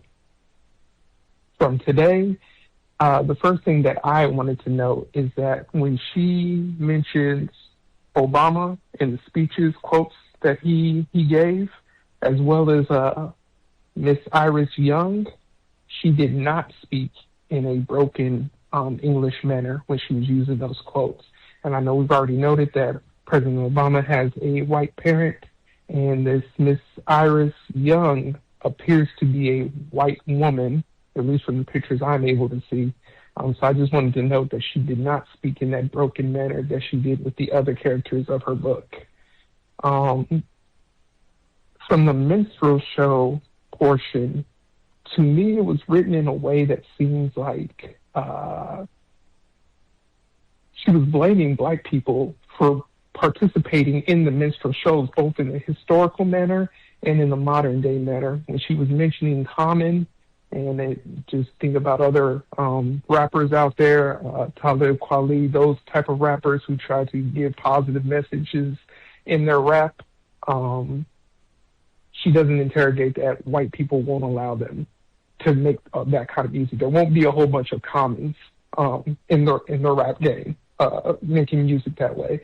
She doesn't interrogate that. Same way in the minstrel shows historically. They're participating in it for their safety. If being laughed at as, this dumb, don't know anything Negro, then it's a lot better than hanging from a tree, because that's the alternative. The next thing that I wrote down, let's see. Oh yeah, twice in the paragraph in the new Jim Crow, she seems to take jabs at black people. She notes that she notes that Obama gives a Father's Day speech acknowledging that black males are absent from black homes and they're not involved with their kids of that nature. And then right after that, she then says that one might not expect serious analysis from Tyra Banks, but shouldn't we expect a bit more from the New York Times and CNN? And my question is, why would we expect better analysis from any of those? We have confused victims of racism, and then white media that lies, which practices deception. So why would we expect analysis from any of those? And then the last thing I had was that, I noted the same thing you did, Gus, where she claims that before the 1980s, the penal system was not a dominant presence in the disadvantaged neighborhoods. She pulled that from another book. And the bot said, once again, it's her laziness and non-scholarly, because she pulled it from the book. Let's see. Looks like she pulled it from another book that says mass incarceration, and that's where he said it was lazy, because it just matches up with her book that says mass incarceration in it. But you can just use the footnote there and then go for your historical, the Kerner Commission, the rise of the Black Panther Party. Huey P. Newton and Bobby Seale were not forming the Black Panther Party because the police were nowhere to be found. So another false claim that you can just go easily find. And I think that's it. Yeah, that's it for me.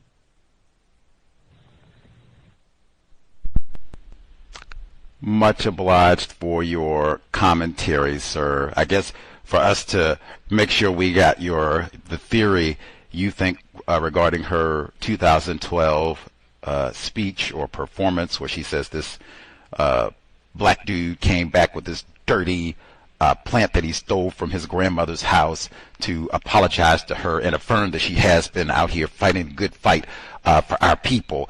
You think that she lied about this and her reasoning that, oh man, this dude, might remember that I, told him to get on out of here, you felon, get on out of here, and he might, out me later or tell folks that, I'm not legitimate, I'm not sincere, and so I'll try and get ahead of that and just say, oh, no, he came back and apologized and made things right. He knows I'm a good one. I'm sincere in my fight for justice. That's why you think she lied about that? Absolutely. Just thinking from his standpoint, he's a young black felon. Why would he interrogate this any farther after somebody he went to for help basically denied him help, told him get up out of here, and then he's going to come back and apologize for her doing really nothing, still doing nothing. So, yeah, I think it was a lie. Gus T has been saying she's lied throughout the book, so that would just be one additional on top of all of this. I have to keep that a part of it. Even I said that is a performance. Maybe it is. A great note as well about Iris and the diction. And I think that's important because not all white people speak with the King's English. White people are so prone to bring up West Virginia. We got poor white people and all that. Absolutely. Not all white people graduate from Oxford, Harvard. You have Mark Furman. You have white people who drop out of high school. So there are lots of white people that don't conjugate verbs correctly and all the rest of it. I've seen this in text where white people will edit all of that. If you have a white person who is not, their grammar isn't the best, they'll clean all that up so you don't hear them sounding all uncouth and uneducated. And, whoa, what is wrong with this person? Not with the black people in this book. Let's see.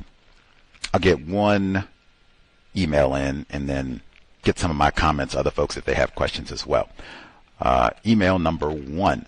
Greetings, Gus, listeners and callers. The text was published by the New Press, a non-profit independent publisher. Zakiya Henderson Brown, who appears to be a non-white black victim, is an editor for the publisher, but I think she was not involved in the new Jim Crow. I could not find any definitive information regarding who the editor was. That'd be interesting just to see, who got their paws on all this and who didn't do some fact checking. The minstrel show. Often these images emanate from BET or black-themed reality shows and thus are considered authentic expressions of black attitudes, cultures, and mores. Worst of gangster rap and other forms of blaxploitation, such as VH1's Flavor of Love, is best understood as a modern minstrel show. See, once upon a time, BET was black-owned BLCR newsfeed, launched in 1980 by Robert L. Johnson with Liberty Media, owned by suspected racist John Malone, who provided the financial backing. Sold in 2001 to Viacom. That would be 9 years before this book was published, for $3 billion, making Mr. Johnson the first African-American billionaire. BET programming initially included prominent black figures, family-oriented shows, gospel shows, teen summit discussing important issues of the day. It is accurate to say that BET was ever black-owned. Is it accurate to say that BET was ever black-owned? Probably not. But I think, importantly, at minimum, almost a full decade before this book was published, BET had been sold to Viacom. So I don't know if anybody, I've never heard anybody say that they think Viacom is a black-owned business. I've never heard that before. Many people are unaware that although minstrel shows were plainly designed to pander to white racism and make whites feel comfortable with, indeed entertained by racial oppression, African Americans formed a large part of the black minstrels audience. In fact, their numbers were so great in some areas the theater owners had to relax rules segregating black patrons. We have done a lot of study about minstrelsy in the book club and with C.O.W.S guests. It's my understanding that minstrel shows began in the 1800s, way before then, but whatever, by people classified as white and became the first national form of entertainment. It went on to become worldwide, promoted by people classified as white. The audiences for it had to be primarily white. Sure, victims later participated both as performers and entertainers, but it is foundational to entertainment in white culture. How else does one explain the continued performance of blackface by white people? Today, Governor Blackface Northam of Virginia, now technically we don't know if he was in blackface or if he was the Klansman standing next to the white person in blackface. He did say he didn't remember which one he was, which is startling in and of itself. Like, I don't remember, was I the Klansman or was I in blackface? Anyway, continuing. I don't think it was done to make white people feel comfortable. It was done because white people found it fun and entertaining and just reinforced what they already thought. I am suspicious of the accuracy of this portion of the text. The citation is Blacking Up, the Minstrel Show in 19th Century America by Robert Toll, T-O-L-L, but it does not give the page number. See C.O.W.S book club, The Showman and the Slave, Race, Death, and Memory in Barnum's America. Technically, that was not the book club. Benjamin Reese, the white author, was actually a guest on the C.O.W.S circa 2012. But we have many discussions on minstrelsy even this year. Our white guest was, that's why I know minstrelsy has at least a 300-year history. His book goes back to the 1700s at least, with minstrelsy being a globally popular phenomenon where you could go and do these little racist ditties all over the planet. 3, it seems likely that historians will one day look back on the images of black men in gangster rap videos with a similar curiosity. Why would these young men, who are targets of a brutal drug war declared against them, put on a show, a spectacle that romanticizes and glorifies their criminalization? I don't think white historians will be confused about the reasons for the dysfunctional behavior among their victims. Absolutely. Absolutely. The antidote. 1, most people of any race would probably condemn the minstrel show, but stop short of condemning the minstrel as a man. Who are these most people? White people love blackface. Otherwise, why do they still do it so often? Facts. I told you the collective lumping in that she does in talking about people with regards to white supremacy, racism, lumping white people and non-white people in together. And hey, that might just be a product of cowbell. That's how she thinks. That's in her genetics. 2. When the system of mass incarceration collapses, and if history is any guide, it will, historians will undoubtedly look back and marvel that such an extraordinarily comprehensive system of racialized social control existed in the U.S. The author provides no evidence regarding how the system of mass incarceration will collapse. This seems like just another empty platitude. Lots of that in the book. 3. None of this is to suggest that those who break the law bear responsibility for their conduct. To deny the individual agency of those caught up in the system, their capacity to overcome seemingly impossible odds, would be to deny an essential element of their humanity. We as human beings are not simply organisms or animals responding to stimuli. Black people do not have agency and are not considered human. That is true. That is true. Even the responsibility, it does seem like she puts a lot of emphasis on blaming black people throughout this book, like the Congressional Black Caucus, Bill Cosby, gangster rappers. It does seem like it comes up throughout. Black people are, and even not talking about the prison problem, as she says, not talking about it or whatever. It seems like that comes up frequently where she's putting the responsibility on black people, not white people. 4. if we had actually learned to show love, care, compassion, and concern across racial lines during the civil rights movement, rather than go colorblind, mass incarceration would not exist today. More of that we word again, more empty platitudes. Exactly. And I mean, really, whom is to blame for the lack of showing love, whatever that means, care and compassion across racial lines? Who is to blame for that?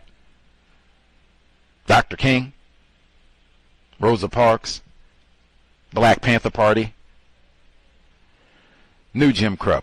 1. The message was a familiar one. Black men should be better fathers. Too many are absent from their homes. For those in the audience, Obama's speech was an old tune sung by an exciting new performer. Okay, so she does mention this about President Obama. Yes, and we had talked about that before, her not criticizing non-white Democrats, that sort of thing. 2. Michael Eric Dyson, critique of Obama's speech, stereotype of black men being poor fathers may well be false. Psychologist Rebecca Levine Coley, found that black fathers not living at home are more likely to keep in contact with their children than fathers of any other ethnic or racial group. Obizi also dissed black males for not supporting Vice President Kamala Harris during her 2024 presidential campaign. Again, see C.O.W.S book club, The Man Not Race Class Genre and the Dilemmas of Black Manhood by Dr. Tommy J. Curry, where the participation of black fathers in their child's lives was also accurately discussed. 3. Tyra Banks, the popular talk show host who devoted a show in May 2008 to the recurring question, where have all the good black men gone? She wondered aloud whether black women are unable to find good black men because too many of them are gay or dating they're feverish dating white women. The author should point out that this is not true. I mean, you know it's true. Just feverish. Part of me even felt kind of Pam, like, why is Tyra Banks the reference? I mean, even if we rewind 20 years to like Tyra Banks' peak of stardom, like, I don't know, like, why is Tyra Banks the... Anyway, but yeah, maybe given that so many people do think that is true, that is where the black males have gone. We are all feverish, chasing white women, or on the down low, or maybe both. Yes, maybe she should have taken 2 seconds to point out that that is not true. That is not true. White women are not raiding the prisons, or the, parole, probation offices, unemployment line for Leroy. That is not happening. Sorry. 4. More African Americans are under correctional control today in prison or jail on probation or parole than were enslaved in 1850, a decade before the Civil War began. But I thought we live in a color-blind world. I guess I'm just confused about what she means by color-blind. I just think that's a lie. 5. The clock has been turned back on racial progress in America, though scarcely anyone seems to notice. The system now, however, requires very little maintenance or justification. In fact, if you're white and middle class, you might not even realize the drug war is still ongoing. Metaphors upon metaphors. White people are not ignorant, oblivious about racism, white supremacy. The system requires constant maintenance and vigilance. None of it happens on accident. Facts. And I think that's so true. Like, for all of this to just think that this is, particularly for her to come in and chastise black people, to think that white people are ignorant. Matter of fact, she told us the prisons that get placed in these isolated, racially restricted regions, they are not hidden. White people are aware, and they realize, oh yeah, because we got Leroy is locked up right down there, and that's part of how we get our political clout. We got all them niggers in the penitentiary, and they can't vote. But and it's only about 50 of us that live out here, and we are related. So hey, we came up because the prison. We're very aware of how all of this works, and profiting from it nicely. Got my lazy nephew a job at the penitentiary and everything. Got good government benefits and everything. It's great. Get to practice his chokehold and give me my nigger knocker. They're not ignorant. State of denial. Criminologist Stanley Cohen wrote perhaps the most important book on the subject, State of Denial. The book examines how individuals and institutions, victims, perpetrators, and bystanders know about yet deny the occurrence of oppressive acts. They see only what they want to see and wear blinders to avoid seeing the rest. Many people know and not know the truth about human suffering at the same time.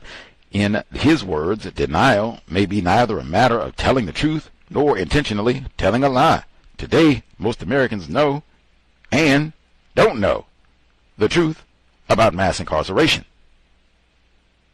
This suspected racist author, which Miss Alexander endorses, is trying to justify white people's continued practice of racism because they are ignorant or in denial. You cannot have a system of racism, white supremacy, without conscious actions of people classified as white. This seems like just another way of providing white people, including Michelle Alexander's white mother and white pop and Meemaw, a way of not being held accountable, at least rhetorically, for their actions. Absolutely. And I mean, wow. The you know and you don't know and all that. Are you seeing? My head hurts. My head hurts. There's a reason why this book, top 3 worst all time. A profound misunderstanding regarding how racial oppression actually works. If someone were to visit the U.S. from another country, like for the FIFA Cup, or another planet, and ask, is the U.S. criminal justice system some kind of tool of racial control? Mass incarceration is officially colorblind. The system is not run by a bunch of racists. The apologists would explain widespread and mistaken belief that racial animus is necessary for the creation and maintenance of racialized systems of social control is the most important reason that we as a nation have remained in deep denial. More nonsense. So, if white South Africans showed up, they would be confused as to why so many non-white people are incarcerated? You mean like Elon Musk? Now we are bringing aliens from another planet into this discussion. It's not about attitude. Racial animus by people classified as white against non-white people is central to the problem. So the system happens spontaneously. People just woke up one day and shazam, racism occurs. Maybe I am confused about her point. Nope, that's kind of how she is presenting it, the colorblind racism, that this was just kind of a whoops, and we already had a little bit of teaspoon of racism in there, and if you're not really paying attention, and hey, we just got Leroy. No, that's not what this is at all. John Burge, I keep saying, some of these omissions, when you leave out John Burge, it's going to be hard to write this book and tell them that they're colorblind. You mean John Burge? How many white people did he grab by the testicles? You going to say you did it, Todd? You going to say you did it, Todd? I'm going to shock your testicles. You going to say you did it, Todd? Say you did it, Todd. How many of them folks was classified as white? That old John Burge got his old electric and from Vietnam, because I said that as well. I said, man, she wrote this whole goofy book and ain't say nothing about Attica. She wrote this whole goofy book and ain't give no interrogation how Vietnam is connected to mass incarceration and the war on drugs. She wrote this whole goofy book. You're going to talk about Chicago and mass incarceration and not mention John Burge's name? I don't take this. How is this book top 10 ever? This book is a travesty. This book is an abomination. Anywho, but it's hard to write a book like this and include John Burge, and you got to tell him he got his electric pride on the black male's testicles. Say you did it, Leroy. It's hard to put something like that in there and then come back and say, well, hey, it's colorblind. It's unintended. White Burge didn't know he was just shocking testicles of black dudes. He just, and Vietnam vet. That's a part of the story. That's what I did in Vietnam, which would also be non-white people. That means you grabbing gooks and slant eyes. And, tell us about your Viet Cong. Global system, of which, again, are we colorblind? If that's what you learned when you were in Vietnam, and then you come back and just do the same, which is Mark Furman as well, Vietnam vet.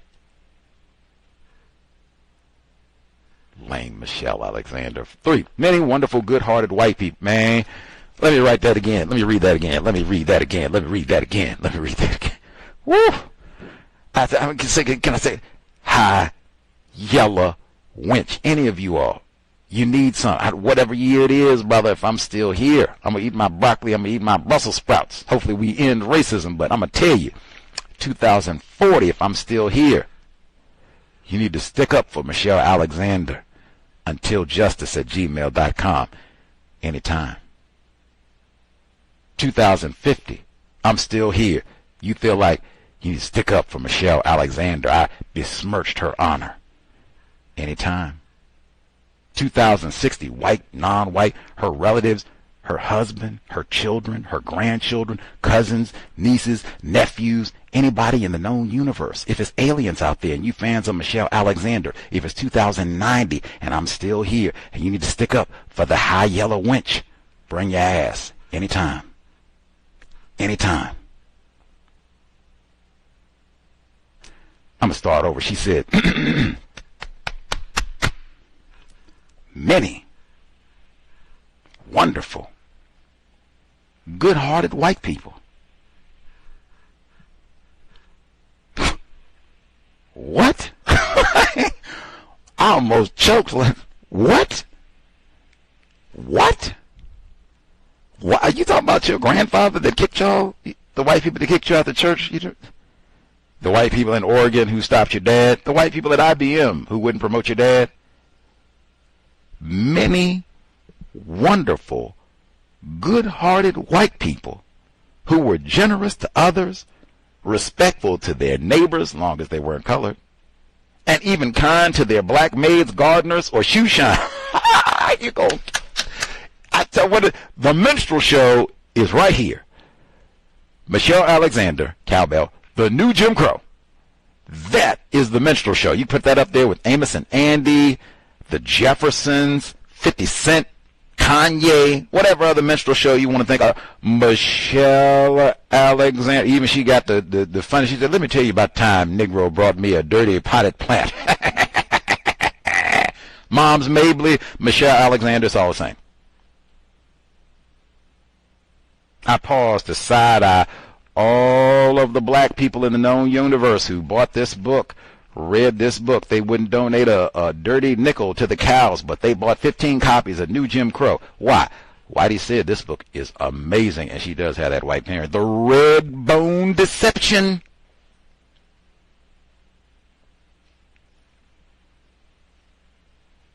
Fuller say, worthy of great pity. Fuller say, worthy. That's what it should be. Every time, all of y'all that got Michelle Alexander's book, if you classify it as black in particular, you look at it on your shelf, worthy of great pity. Limp Noodle. You can think that a team Limp Noodle. Easy marks, man, just to get a white person. It's the best book ever. Yep, best book ever. Many wonderful, good-hearted white people who were generous to others, respectful of their neighbors, and even kind to their black maids. You seen the help? Gardeners? You seen driving Miss Daisy? Or shoe shiners? The disturbing images from Jim Crow era also make it easy to forget that many African Americans were complicit in the Jim Crow system, profiting from it directly or indirectly, keeping their objections quiet out of fear or repercussions. Wonderful, good-hearted people? Are you serious? Yes, she is. Those good-hearted white people were also kind to their pet dogs and cats. Big deal. Victim blaming. I think I'm going to vomit. That's what I said, too. This book is just vile. That's what I said, too. Third worst ever. It may be worse than that. And again, I keep looking. How many? I didn't hear one black person. I cannot think of one black person who said, man, this book, it's not accurate. You ain't got to say nothing. You ain't got to call her. If you're high yellow wench, you ain't got to do all that. Say, I ain't gonna name call Gus T. I ain't gonna name call, but it's not accurate. I don't recommend books that are not accurate. We don't need no more lies in a system of racism and deception. We don't need no more lies, and this book ain't accurate. So I'm gonna pass on Michelle Alexander. That one, it ain't accurate. I didn't even hear nobody say that. Hey, I didn't even hear nobody say, hey, wait a minute. She's always talking about Chicago. Where's John Burge at? I didn't hear that neither. List could go on. I look at all the black people. Cows, listeners. Woo. Limp Noodle. Worthy of great pity. Number 4, academics. complicated theories and obscure jargon, structural racism. Iris Marion Young, relying on a famous birdcage metaphor, explains it this way. Marilyn Fry has noted every birdcage has a door, and every birdcage can be broken and can corrode. Our current system of mass incarceration is to think of it as a birdcage with a locked door. Iris Marion Young, Ph.D., died in 2006, suspected racist feminist, professor of political science, University of Chicago. Marilyn Fry, Ph.D., born in 1942, suspected racist, radical, feminist, expert in sexism, racism, and oppression. Stanford undergrad. Lesbian, the birdcage analogy was seemingly used when discussing how oppressive forces affect women, white women, lesbian white women, two very sophisticated, suspected racist white supremacists. I was thinking, you're going to do all this, and you couldn't find a better paradigm to explain a system of white supremacy. You couldn't find anybody in Chicago like, I don't know, black female, Dr. Welsing? Nah. Okay. Neely Fuller Jr.? Nah. Okay. Hey, it's got to be Ivy League. Derek Bell. Right? Faces at the bottom of the well. Credited with racial, the theory, I forgot the term for it, but they talk about it all the time and fuss about having it in school. 1 second, I'll think of it. Why not Derek Bell? Ivy League, respected, white people say he's great and everything. We'd go Derek Bell? Nah. Gotta go get two white women to give us a framework and a metaphor of a bird cage? Like, come on. Like, again, am I supposed to take this seriously? I'm supposed to take this seriously. Let's see. The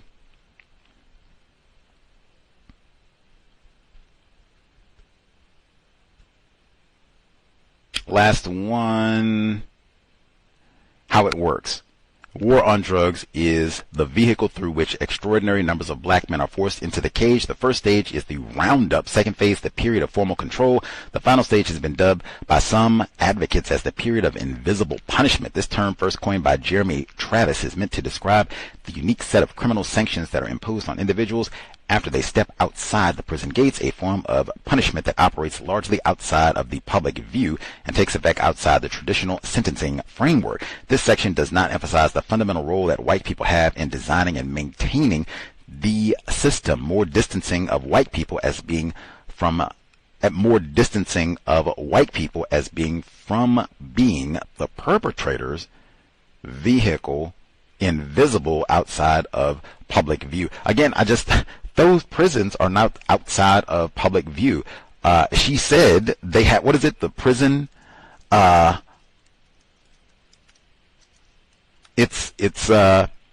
she said that prison gerrymandering, that's it, because I hadn't heard that phrase before.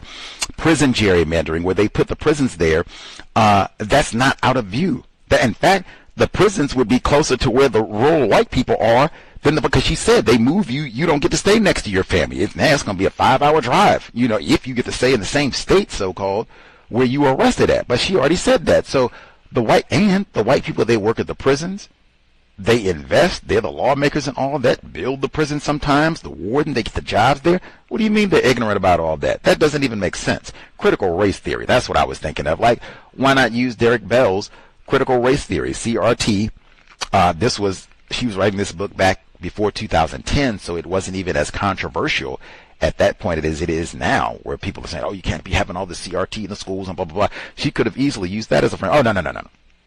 Got to get a framework about these lesbian white women and set that up. Like, are you serious? No, you're not. You're just on some nonsense. And even the metaphor about the bird and all that, are you in 2010, this is the best way that you have of articulating your understanding of what a system of white supremacy is, which she had been resistant to all along. She had been saying, no, there's no conspiracy out to get black people. You sound like a nut. You sound like a kook. You sound like you're about some aliens. That's what she said at the beginning. That's why I said, why are you even writing this book? To lie and confuse us? That's my submission. That's why she's writing this book.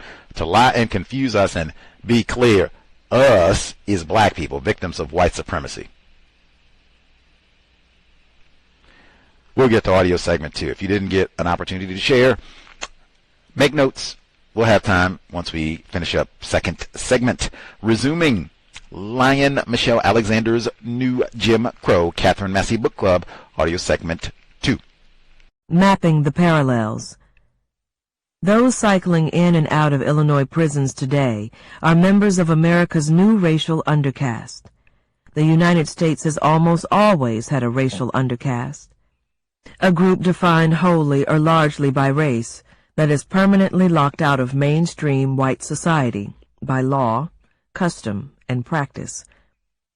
The reasons and justifications change over time, as each new caste system reflects and adapts to changes in the social, political, and economic context. What is most striking about the design of the current caste system, though, is how closely it resembles its predecessor. There are important differences between mass incarceration and Jim Crow, to be sure, many of which will be discussed later. But when we step back and view the system as a whole, there is a profound sense of déjà vu. There is a familiar stigma and shame. There is an elaborate system of control, complete with political disenfranchisement and legalized discrimination in every major realm of economic and social life. And there is the production of racial meaning and racial boundaries. Many of these parallels have been discussed at some length in earlier chapters. Others have yet to be explored. The following are several of the most obvious similarities between Jim Crow and mass incarceration, followed by a discussion of a few parallels that have not been discussed so far. Let's begin with the historical parallels. Historical parallels. Jim Crow and mass incarceration have similar political origins. As discussed in Chapter 1, both caste systems were born, in part, due to a desire among white elites to exploit the resentments, vulnerabilities, and racial biases of poor and working-class whites for political or economic gain. Segregation laws were proposed as part of a deliberate and strategic effort to deflect anger and hostility that had been brewing against the white elite away from them and toward African Americans. The birth of mass incarceration can be traced to a similar political dynamic. Conservatives in the 1970s and 1980s sought to appeal to the racial biases and economic vulnerabilities of poor and working-class whites through racially coded rhetoric on crime and welfare. In both cases, the racial opportunists offered few, if any, economic reforms to address the legitimate economic anxieties of poor and working-class whites, proposing instead a crackdown on the racially defined others. In the early years of Jim Crow, conservative white elites competed with each other by passing ever more stringent and oppressive Jim Crow legislation.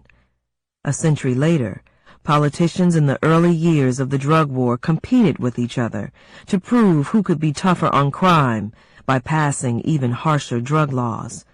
A thinly veiled effort to appeal to poor and working-class whites who, once again, proved they were willing to forego economic and structural reform in exchange for an apparent effort to put blacks back in their place. Legalized discrimination. The most obvious parallel between Jim Crow and mass incarceration is legalized discrimination. During Black History Month, Americans congratulate themselves for having put an end to discrimination against African Americans in employment, housing, public benefits, and public accommodations. School children wonder out loud how discrimination could have ever been legal in this great land of ours. Rarely are they told that it is still legal. Many of the forms of discrimination that relegated African Americans to an inferior caste during Jim Crow continue to apply to huge segments of the black population today, provided they are first labeled felons. If they are branded felons by the time they reach the age of 21, as many of them are, they are subject to legalized discrimination for their entire adult lives. The forms of discrimination that apply to ex-drug offenders, described in some detail in Chapter 4, mean that once prisoners are released, they enter a parallel social universe, much like Jim Crow, in which discrimination in nearly every aspect of social, political, and economic life is perfectly legal. Large majorities of black men in cities across the United States are once again subject to legalized discrimination, effectively barring them from full integration into mainstream white society. Mass incarceration has nullified many of the gains of the civil rights movement, putting millions of black men back in a position reminiscent of Jim Crow. Political disenfranchisement.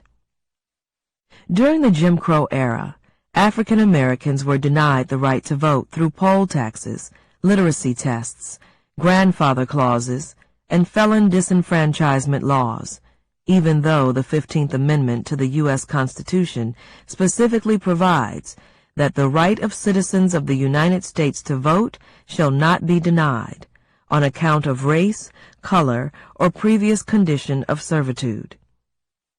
Formerly race-neutral devices were adopted to achieve the goal of an all-white electorate without violating the terms of the 15th Amendment. The devices worked quite well. Because African Americans were poor, they frequently could not pay poll taxes, and because they had been denied access to education, they could not pass literacy tests. Grandfather clauses allowed whites to vote even if they couldn't meet the requirements, as long as their ancestors had been able to vote. Finally, because blacks were disproportionately charged with felonies, in fact, some crimes were specifically defined as felonies with the goal of eliminating blacks from the electorate, felony disenfranchisement laws effectively suppressed the black vote as well. Following the collapse of Jim Crow, all of the race-neutral devices for excluding blacks from the electorate were eliminated through litigation or legislation, except for felony disenfranchisement laws. Some courts have found that these laws have lost their discriminatory taint because they've been amended since the collapse of Jim Crow. Other courts have allowed the laws to stand because overt racial bias is absent from the legislative record. The failure of our legal system to eradicate all of the tactics adopted during the Jim Crow era to suppress the black vote has major implications today. Felon disenfranchisement laws have been more effective in eliminating black voters in the age of mass incarceration than they were during Jim Crow. Less than 2 decades after the war on drugs began, 1 in 7 black men nationally had lost the right to vote, and as many as 1 in 4 in those states with the highest African American disenfranchisement rate. These figures may understate the impact of felony disenfranchisement because they don't take into account the millions of ex-felons who cannot vote in states that require ex-felons to pay fines or fees before their voting rights can be restored. The new poll tax. As legal scholar Pamela Carlin has observed, felony disenfranchisement has decimated the potential black electorate. It is worthy of note, however, that the exclusion of black voters from polling booths is not the only way in which black political power has been suppressed. Another dimension of disenfranchisement echoes not so much Jim Crow as slavery. Under the usual residence rule, the Census Bureau counts imprisoned individuals as residents of the jurisdiction in which they are incarcerated. Because most new prison construction occurs in predominantly white rural areas, white communities benefit from inflated population totals at the expense of the urban, overwhelmingly minority communities from which the prisoners come. This has enormous consequences for the redistricting process. White rural communities that house prisons wind up with more people in state legislatures representing them, while poor communities of color lose representatives because it appears their population has declined. This policy is disturbingly reminiscent of the 3/5 clause in the original Constitution, which enhanced the political clout of slave-holding states by including 60% of slaves in the population base for calculating congressional seats and electoral votes, even though they could not vote. Exclusion from juries. Another clear parallel between mass incarceration and Jim Crow is the systematic exclusion of blacks from juries. One hallmark of the Jim Crow era was all-white juries trying black defendants in the South. Although the exclusion of jurors on the basis of race has been illegal since 1880, as a practical matter, the removal of prospective black jurors through race-based preemptory strikes was sanctioned by the Supreme Court until 1985, when the court ruled in Batson v. Kentucky that racially biased strikes violate the Equal Protection Clause of the 14th Amendment. Today, defendants face a situation highly similar to the one they faced a century ago. As described in Chapter 3, a formal prohibition against race-based preemptory strikes does exist. As a practical matter, however, the court has tolerated the systematic exclusion of blacks from juries by allowing lower courts to accept silly and even superstitious reasons for striking black jurors. To make matters worse, a large percentage of black men, about 30%, are automatically excluded from jury service because they have been labeled felons.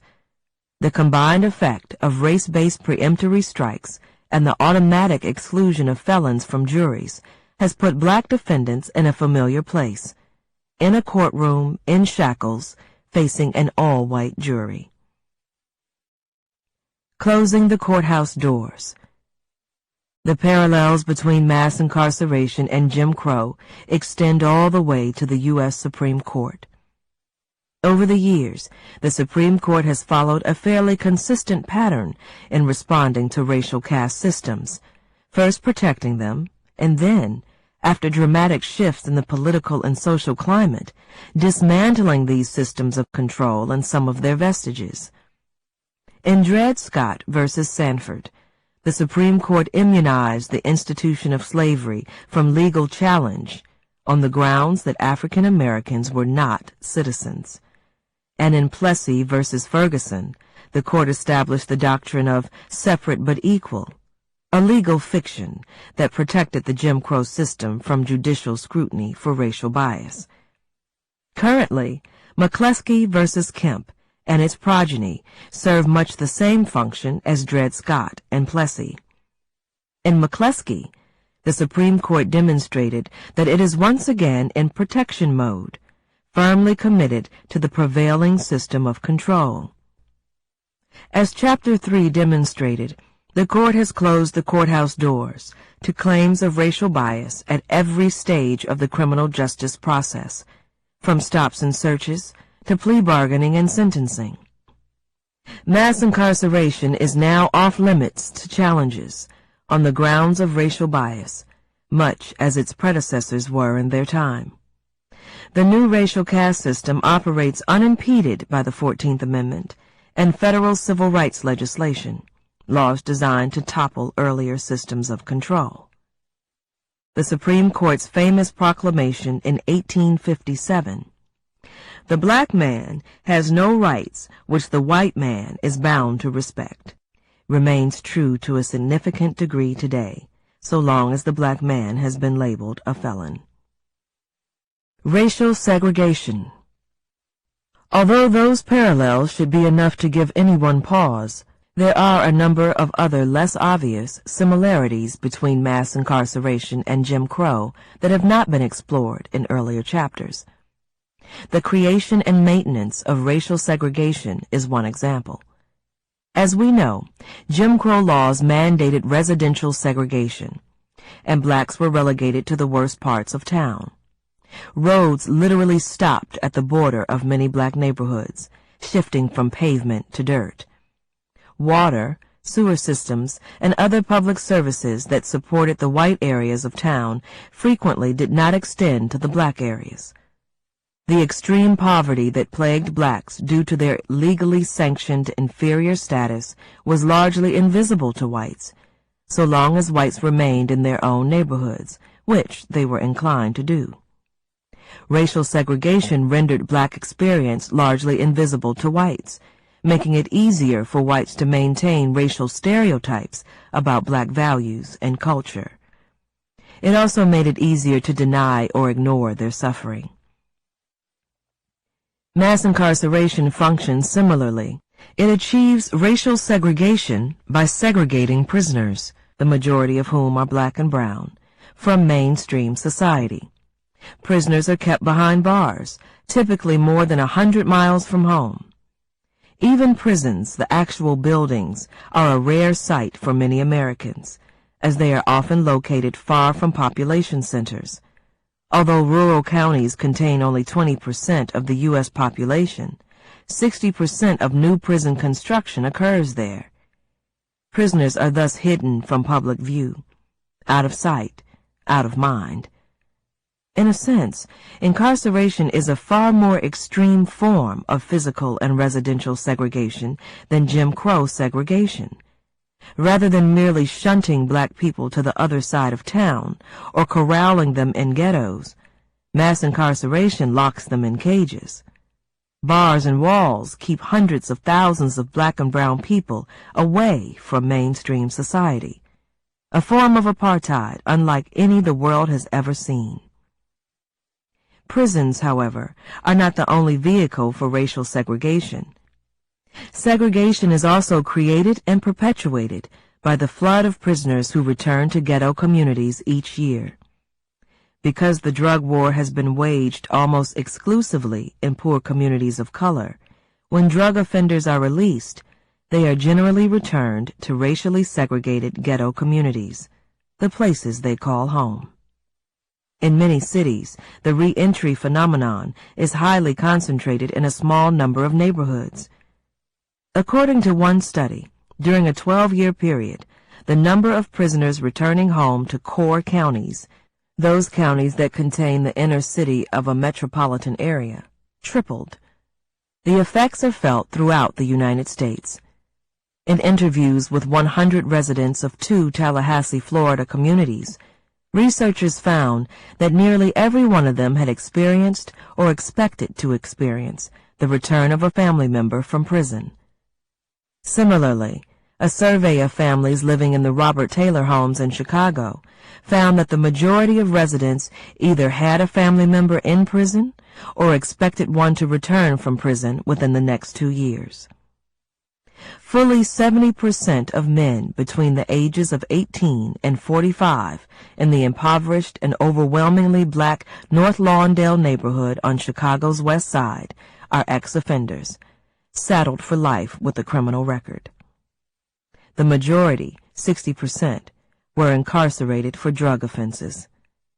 These neighborhoods are a minefield for parolees, for a standard condition of parole is a promise not to associate with felons. As Paula Wolf, a senior executive at Chicago Metropolis 2020, observes, in these ghetto neighborhoods, it's hard for a parolee to walk to the corner store to get a carton of milk without being subject to a parole violation. By contrast, whites, even poor whites, are far less likely to be imprisoned for drug offenses, and when they are released from prison, they rarely find themselves in the ghetto. The white poor have a vastly different experience in America than do poor people of color. Because whites don't suffer racial segregation, the white poor are not relegated to racially defined areas of intense poverty.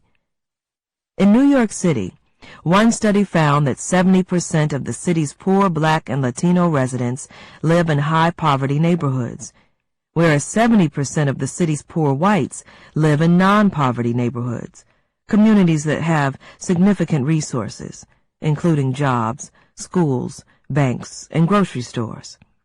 Nationwide, nearly 7 out of 8 people living in high-poverty urban areas are members of a minority group.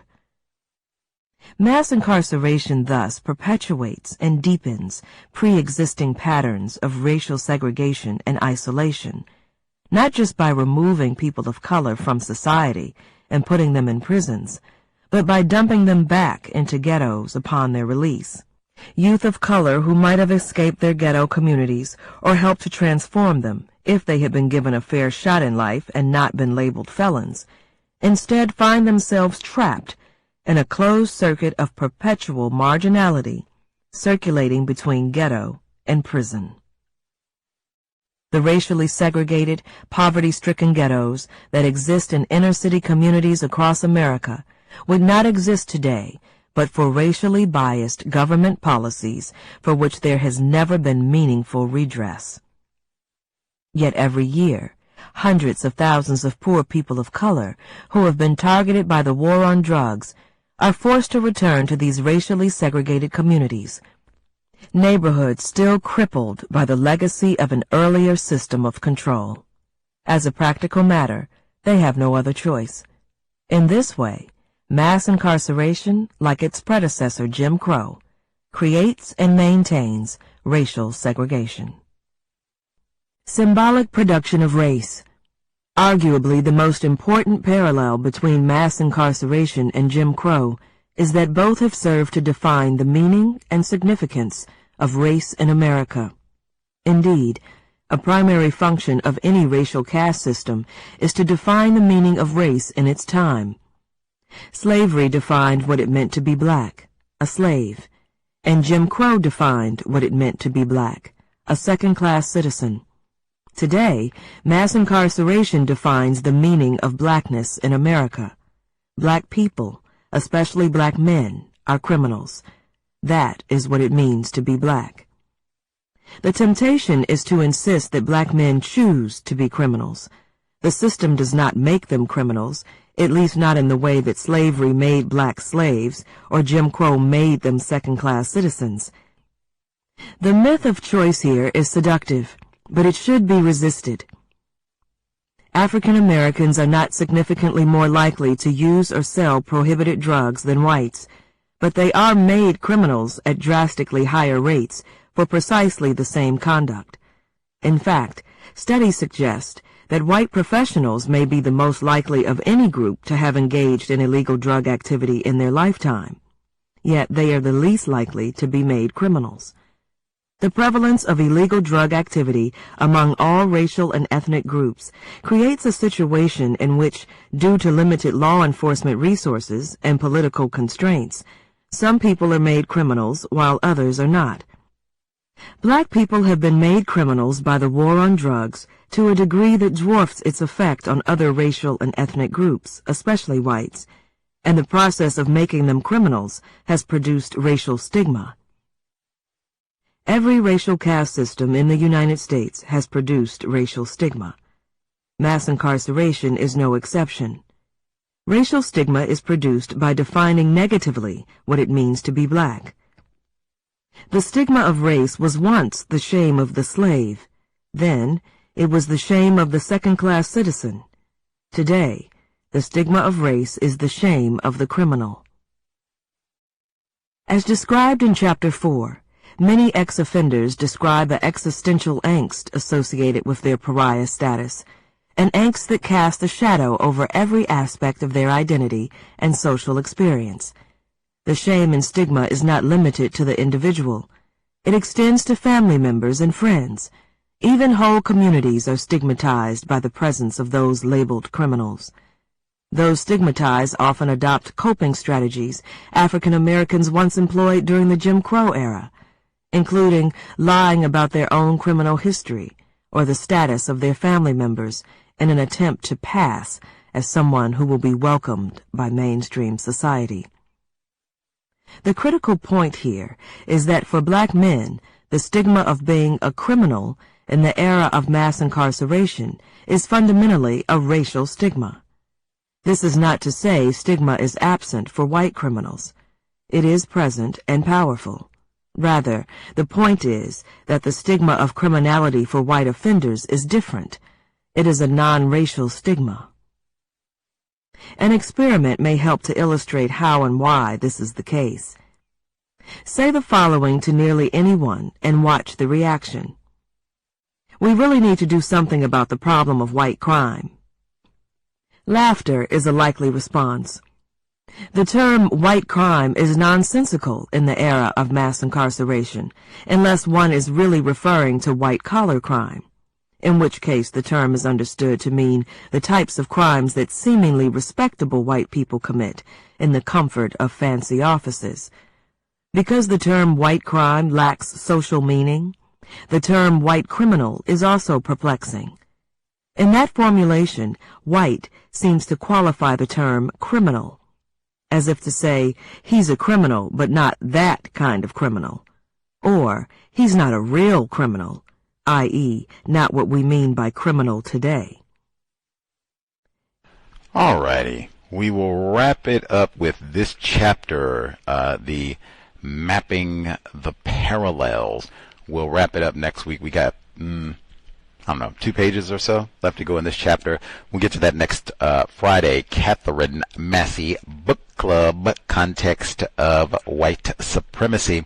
Again, if you have commentary to share, especially if we missed you first time around, you need to stick up for Michelle Alexander's good name. The number 720-716-7300. The code 564-943#. Press star 61 if you would like to participate. The email untiljustice@gmail.com. Completing email number 1 from the section Nothing New. Number 1, the very first person admitted to a U.S. penitentiary was a light-skinned Negro in excellent health, described by an observer as one who is born of a degraded and depressed race and has never experienced anything but indifference and harshness. I think she is referring to Charles Reed, who entered Eastern State Penitentiary at 18 years of age and was sentenced to 2 years for theft in 1829. Eastern is recognized as the U.S. first penitentiary in Philadelphia. 2. In Chicago, the war on drugs is the engine of mass incarceration. 90% of those sentenced to prison for a drug offense in Illinois are African American. White drug offenders are rarely arrested, treated more favorably at every stage. Offenders, by contrast, are routinely labeled felons and released into a permanent racial undercaste. The total population of black males in Chicago with a felony. Since we have talked about Milwaukee a lot over the past 12 months, similar statistics for Milwaukee, Wisconsin. See, Wisconsin is amongst the worst in U.S. in black incarceration. Here's the data. Drake Bentley, April 27, 2026. Milwaukee Courier and Wisconsin imprisons 1 in 36 black adults. No state has a higher rate. Claire Amari, 2021. Rob in Wisconsin, now Rob in California. Mapping the parallels. The United States has almost always had a racial undercaste, a group of people defined wholly or largely by race that is permanently locked out of the mainstream white society by law, custom, and practice. So tell me, are poor white people included in this racial class, since you say largely by race? Important. 2. Historical parallels. Jim Crow and mass incarceration have similar political origins. Both caste systems were born in part due to desire among white elites to exploit the resentments, vulnerabilities, and racial biases of poor and working class whites for political and economic gain. More racial narrowing. Poor people practice racism for fun and glory. Whatever vulnerabilities poor whites have, they are way better off than black people. There's lots of statistical data to back this up. Bernelia Randall told us about this way back in 2009 when we first came on the air, that even poor white people have better health outcomes than black people with more money because they don't experience racism in all areas of people activity. Goes a long way. And she has used that framing consistently in the book, that poor white people, they're not really racist. They have to be bribed. You kind of have to twist their arm to go about mistreating black people. That is a total lie. 3. Legalized discrimination. The most obvious parallel between Jim Crow and mass incarceration is legalized discrimination. If they are branded felons by the time they reach the age of 21, as many of them are, they are subjected to legalized discrimination. This seems like just more refinement of the system. 4. Political disenfranchisement. During the Jim Crow era, African Americans were denied the right to vote through poll taxes, literacy tests, grandfather clauses, and felon disenfranchisement laws. Less than 2 decades after the war on drugs began, 1 in 7 black men nationally had lost the right to vote, and as many as 1 in 4 in those states with the highest African American disenfranchisement rate. These figures may understate the impact of felony disenfranchisement because they do not take into account the millions of ex-felons who cannot vote in states that require ex-felons to pay fines. Gerrymandering, mail-in ballot restrictions, restrictions on Sunday voting, souls to the polls, Saturday voting, early voting, voter ID requirements, all are methods used by racists to restrict black people from voting even if they do not have a criminal record. Felon disenfranchisement is only one of a myriad of methods. I think this may be selective scholarship to make her point. Excellent, because they do indeed intimidate lots of black people who have never got in trouble, don't even have a speeding ticket. They still look at you cross and try and figure out ways that we ain't going to count your ballot anyway. So get on out of here. 5. Closing the courthouse doors. Parallels between mass incarceration and Jim Crow extend all the way to the U.S. Supreme Court. Over the years, the Supreme Court has followed a fairly consistent pattern in responding to racial caste systems. Dred Scott, Sanford, Plessy v. Ferguson, separate but equal, McCleskey v. Kemp. McCleskey, as Chapter 3 demonstrated, the court has closed the courthouse doors to claims of racial bias at every stage of criminal justice process. Why is this not just business as usual as opposed to new Jim Crow? Racist white supremacists are constantly refining their tactics to suit the times. The end result is still the same domination of non-white people all day, every day, worldwide. 6. Racial segregation. Although the parallels listed above should be enough to give anyone pause, there are a number of other less obvious similarities between mass incarceration and Jim Crow that have not been explored in earlier chapters. Racial segregation is an imprecise term and should be avoided. I would agree. She says 7. Racial segregation rendered black experience largely invisible to whites. That metaphor again, making it easier for whites to maintain racial stereotypes about black values and culture. It also made it easier to deny or ignore their suffering. We are not invisible. We cleaned their houses, as she told us, raised their children, as she told us, were raped by their husbands, she did not tell us, entertained them in nightclubs, as she told us. So absolutely. And even as James Lowen and Minister Malcolm X told us, we read both of those in the book club, even when white people set up Niggerville and these little racially restricted regions, or we pick out areas where we're going to warehouse black people, they still, I want to go hang out and watch the niggers dance. I want to go and rape the niggers. So even though the niggers live over there, we want to still come and hang out, like James Lowen talked about that all the time. Sometimes that's where we put the vice at. We want to go and get the good reefer. We go over to Niggerville and hang out with them real quick. But, you're not going to come over to where white folks live. You're not going to come to our clubs or buy no houses or nothing like that. But, oh, yeah, we might want to come hang out with the dark folks for one evening or two. Hear some of y'all tunes and such, see some of y'all box and do all the good Negro fun. We love that. So that's all the way back to the plantation. 8. Mass incarceration functions similarly, although rural counties contain only 20% of the U.S. population. 60% of new prison construction occurs there. Prisons are thus hidden from public view, out of sight, out of mind. Wait a Jim Crow minute. Are not those wardens and enforcement officials in those rural areas overwhelmingly white? Yep. Those black prisoners are not invisible to them. Darn tootin'. We got cell count. Red. Where you at, Red? Where you at, Red? You better be in there, Red. Byron Hadley. We have read in the book club how white prison guards cheer for racist white supremacists. The Cows Book Club, absolute madness. Oh, that's right, they did cheer on Joey 22, who I did mention this week. Hey, he wasn't in Vietnam, but he was in the Army, Fort Benning, Georgia, Joey 22. 9. Segregation is also created and perpetuated by the flood of prisoners who return to ghetto communities each year because the drug war has been waged almost in poor communities of color.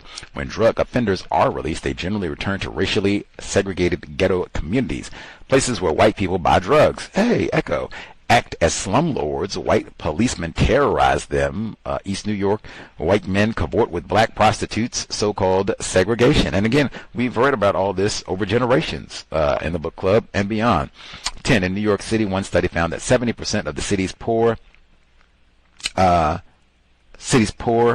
black and Latino residents live in high poverty neighborhoods, whereas 70% of the city's poor whites live in non-poverty neighborhoods, communities that have significant resources, including jobs, schools, banks, and grocery stores. Why we should never be concerned about white sacrifice, no matter what they are doing better than Leroy and Lakeisha.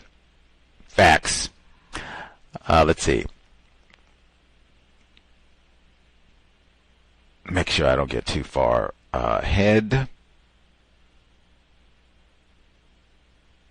Did we read them? I think so. Last one, symbolic production of race. Arguably the most important parallel between mass incarceration and Jim Crow is that both have served to define the meaning and significance of race in America. Can't you say this about lots of things when it comes to racism, white supremacy? The most important parallel between chattel slavery and mass incarceration is that they both serve to define. Yeah, that probably would be true. That probably would be. School to prison pipeline, that probably would be true. Yes, that would be true. We'll pause there because we didn't finish that whole chapter, so we'll resume that one next week. The email again, untiljustice@gmail.com. The number 720-716-7300. The code 564-943 #. Press star 61 if you would like to participate. We get our other emails, callers and such. Let's see, our caller at 5962. Did you have commentary on the second chunk of the reading? Yes, sir. Have you heard? Yes, sir. Yeah, I just had a couple of things here. In her section where she's talking about legalized discrimination, she makes the claim that mass incarceration has nullified many of the gains of the civil rights movement, putting millions of black men back into positions reminiscent of Jim Crow. I would just like to know what gains did black men gather from the civil rights movement? And she seems to do this all over the place, because in the interview that she did in 2013, she made the same claim that the reason the law and order movement was in direct tracement to the gains that were made from black people during the civil rights movement. But I don't remember that was the reason Nixon laid out the law and order. And then the next thing is, again, when she, like I said, to me, she writes this book in a shock and awe manner, because then she comes back this is also in the legalized discrimination segment, where she's talking about the rural white areas where the prisons are set up. Originally, she told us that they weren't that way, that they weren't in rural communities where these white people are able to gather up a bunch of people and getting voting power and all of that. So it just looks like it's written in a shock and awe manner to me. And then the last thing was she has doubled down on this point that she made about those stigmatized by convictions often adopt coping strategies African Americans once employed during the Jim Crow era, including lying about their own criminal history or status of their family members in an attempt to pass, in quotes, as someone who will be welcomed by mainstream society. Again, just saying that passing as white is anything akin to passing as someone who's a non-felon, and those two are on the same playing field at all. They're not parallel or alike. And that's all I have. Absolutely. And I said the same thing. I don't know why she has to double down on that metaphor. Like, that was such an important component of her theses that we have to resurrect it. And, we have to resurrect behaviors from Jim Crow and passing to pretend to it, which again, I just think it's totally bonehead. It's totally ridiculous. It does not make sense at all. And I don't even think it would have popped in her loony brain computer, except she has a white parent ooh, I can attach passing to this in some sort of, illogical manner. But that is not, as you stated, that is not passing. That is logic to not voluntarily disclose that I might have attempted relatives who have criminal records or might be serving a sentence of some sort with random strangers on my job. How does that help me get a promotion? How does that help me maintain my employment? Stop being stupid. And that is not so-called passing. That's just, I'm not going to volunteer information that's going to damage my employment. Loon. Let's see. Much obliged, sir. Let's see. *61. Other folks who have commentary. I'll get an email number 2 as we proceed. Let's see. Email 2.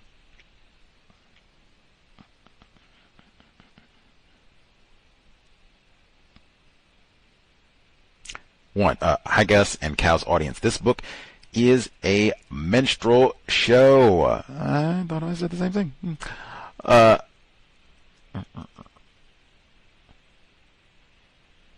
Screen got, there we go.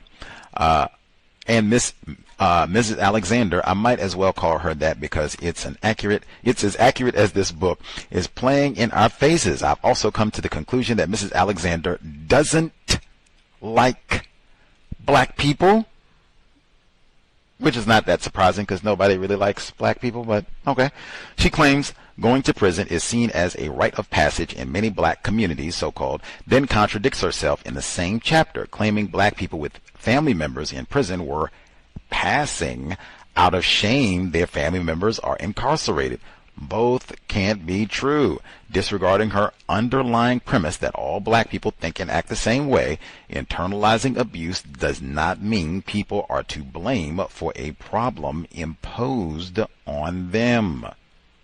She focuses on gangsta culture as a phenomenon unique to black people with no discussion or comparison to white music at that time. Guns N' Roses, Welcome to the Jungle, Metallica, Seek and Destroy, Danzig, Mother, Marilyn Manson, remember the Columbine, The Beautiful People, and Drowning Pool Bodies are 5 white American artists from the 1980s, 90s whose songs openly glorify violence. And if you fancy a touch of misogyny with your violence, Motley Crue, Girls, Girls, Girls, Aerosmith, Dude Looks Like a Lady, 9 Inch Nails, Closer, Kid Rock, F Off, and Limp Bizkit, Nookie. White people's characterization of white artists versus black artists making the same sorts of music is ignored by her. It's intellectually dishonest. Framing black people as minstrels and being complicit in our oppression stunned me, even in this book of nonsense, and is rich given the bombs she threw at Bill Cosby for his critiques of black culture. Minstrelsy, as Mrs. Alexander knows, was a white performance of racist caricatures of blackness, so black people cannot be minstrels. Calling coerced participation in an oppressive system minstrelsy is analytically sloppy, historically inaccurate, and politically dangerous. Mrs. Alexander is a lawyer and understands how the law treats those who are coerced into an action and those that carry out the coercion. Was Mrs. Alexander coerced to write this book? Question. Is she complicit in the oppression of black people? Question. By her own logic, I would argue that she is also commodifying racial oppression, producing a narrative that white audiences consume, delectable Negro, and participating in a market that profits from black suffering. This book was published, just like Dorothy Roberts published in February for Black History Month of this year.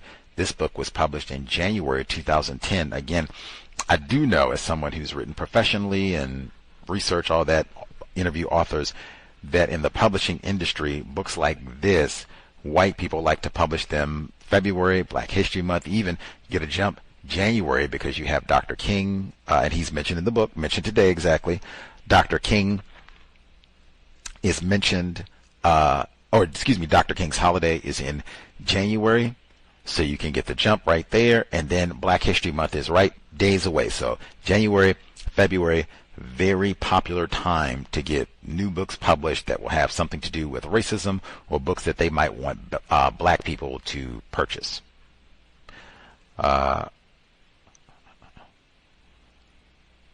What exactly is this section? Why exactly is this section on minstrelsy even in the book, which is allegedly about the mass incarceration of black men? I did ask that same question. Minstrelsy began in the 19th century and predates Jim Crow. Minstrelsy was alive and well in the 1700s.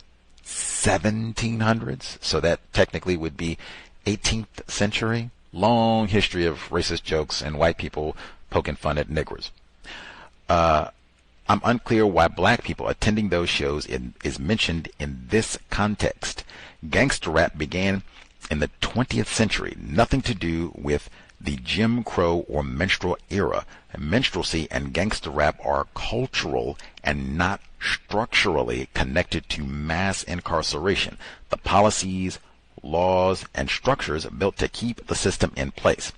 Mrs. Alexander is up to no good, and the incoherence continues into the next section. The antidote.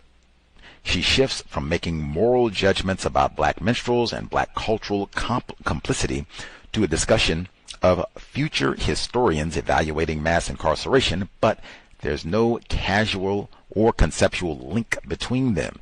This isn't a discussion on how governments constructs racial caste. She's redirecting attention and blame towards black behavior, contradicting her own alleged structural argument on mass incarceration as a new caste system.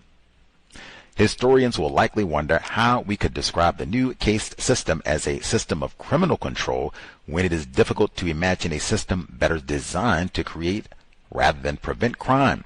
None of this is to suggest that those who break the law bear no responsibility for their conduct or exist merely as products of their environment.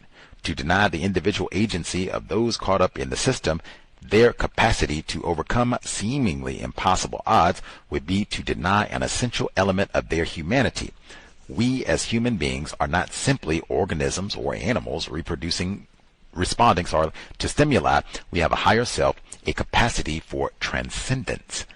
So the system creates crime, the system creates stigma, the system creates exclusion, and the system creates repeat offending, then jumps to black people are responsible,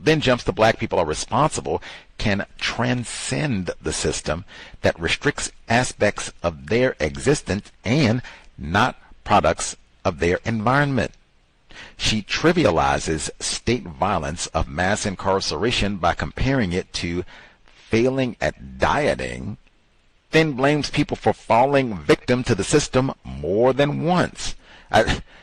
Trivializing the violence of mass incarceration like in one word, or I guess not in one word, 2 words, in 2 words. John Burge. That would be another one.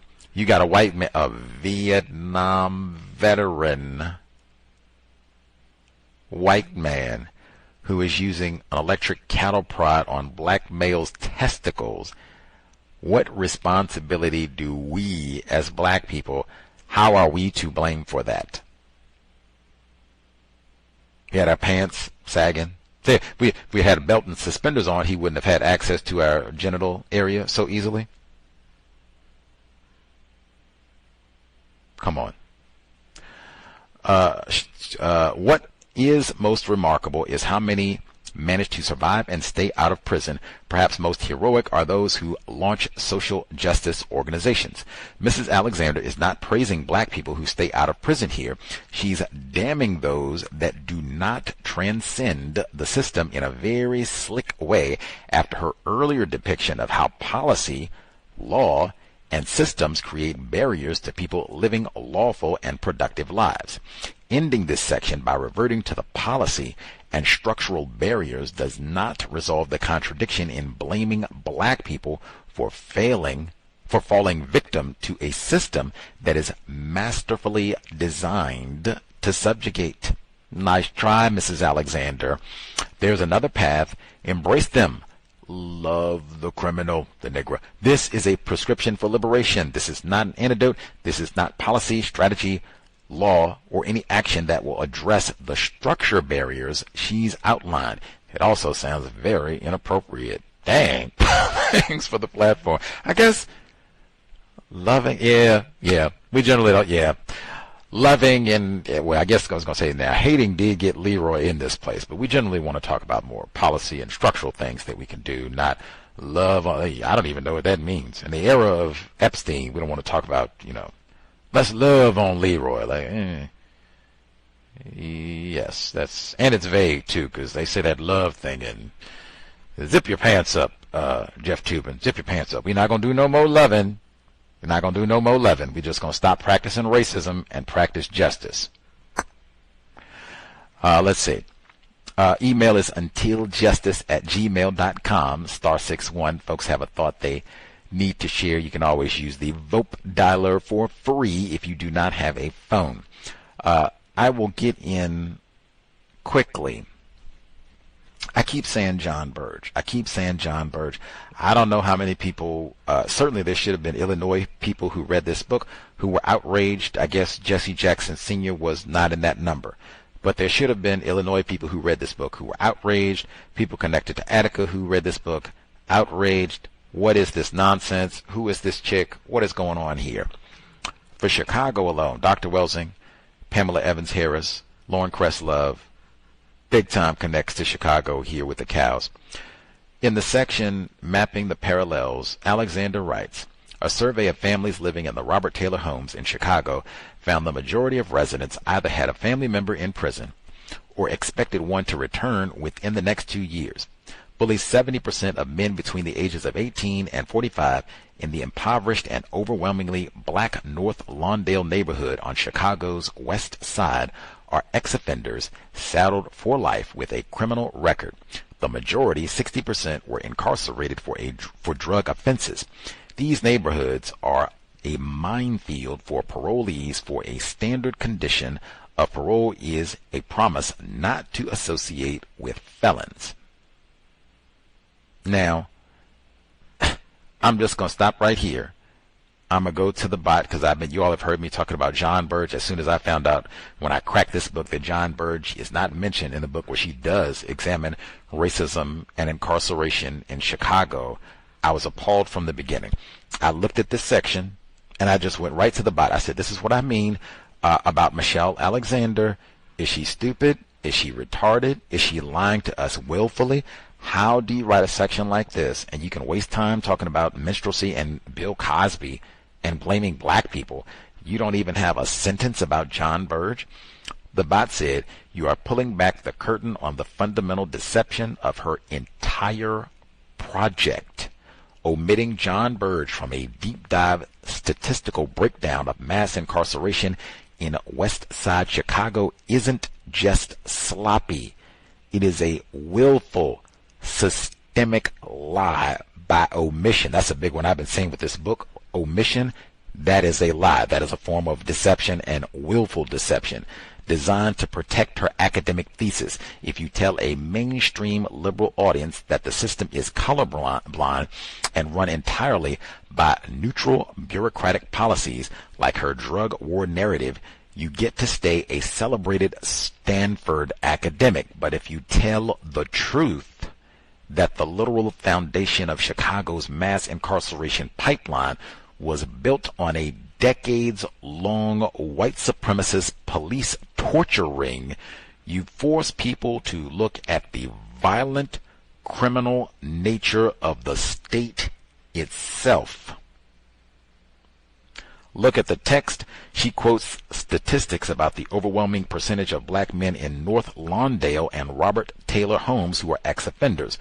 The Burge reality. Now, this is why I say slow down. Now, either it would have to be, Michelle Alexander, are you telling me, Gus T, ignorant black male, that I am substantially more informed? Michelle Alexander was born in Illinois. You're telling me that I'm substantially more informed about John Burge and Chicago mass incarceration than Michelle Alexander? Is that what this is? Or is she lying? I would love to say it's number one, but I don't think that's the case. I think she's lying. The slowdown. The Burge reality from 1972 to 1991. That was from 1972 to 1991. Decades. John Burge and his midnight crew of white detectives operated out of Area 2 and Area 3 headquarters, the exact police jurisdictions covering these exact South and West Side neighborhoods. The pipeline. Burge used cattle prods, electric shock boxes, just like he used in Vietnam, plastic bags, and mock executions to force over 118 black males into signing false confessions for felonies. That's what she's been talking about in the book, right? The box. Those false confessions fed the exact mass incarceration system Alexander claims she is auditing. Why she must hide the torture ring. Derek Bell's theory of structural racism explains exactly why Michelle Alexander leaves Burge out. Her narrative, the system is an invisible, policy-driven, caste system where black people are quietly marginalized by faceless laws. The real structure, the system, is a violent machine that uses literal state-sanctioned torture to frame black bodies, especially males, to justify high conviction rates and fill prison beds, cited from the Chicago Justice Torture Center.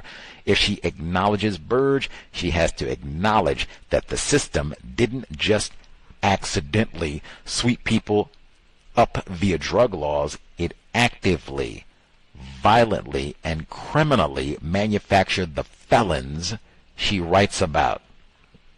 And I will stop there, but matter of fact, even it's it. The mic drop should be, she can print pages lecturing black children about baggy pants and Bill Cosby, but she won't write one mumbling word about John Burge torturing over 100 black males on the west side of Chicago to fuel the very statistics she is selling you for a $15 book.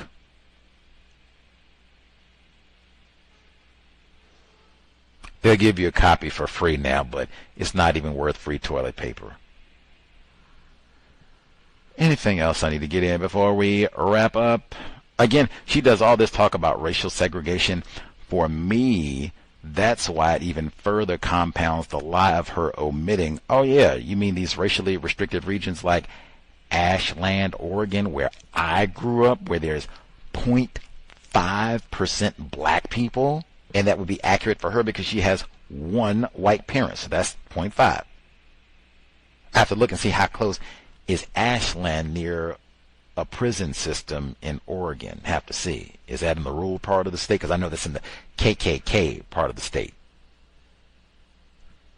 Easily one of the worst books I've ever written. Number three, third worst book I have ever read, The Dishonesty and Lies. Oh my goodness. Anything else I need to get in? Save it for next week, probably. Yeah, I'll save it for next week. Well, more to go. Anywho, good-hearted white people. Good-hearted. Anyway, much obliged for the folks who tuned in. We'll be here tomorrow. Counter Racist Weekly Review, 8 p.m. Eastern, 5 p.m. Pacific. Sobriety would be best.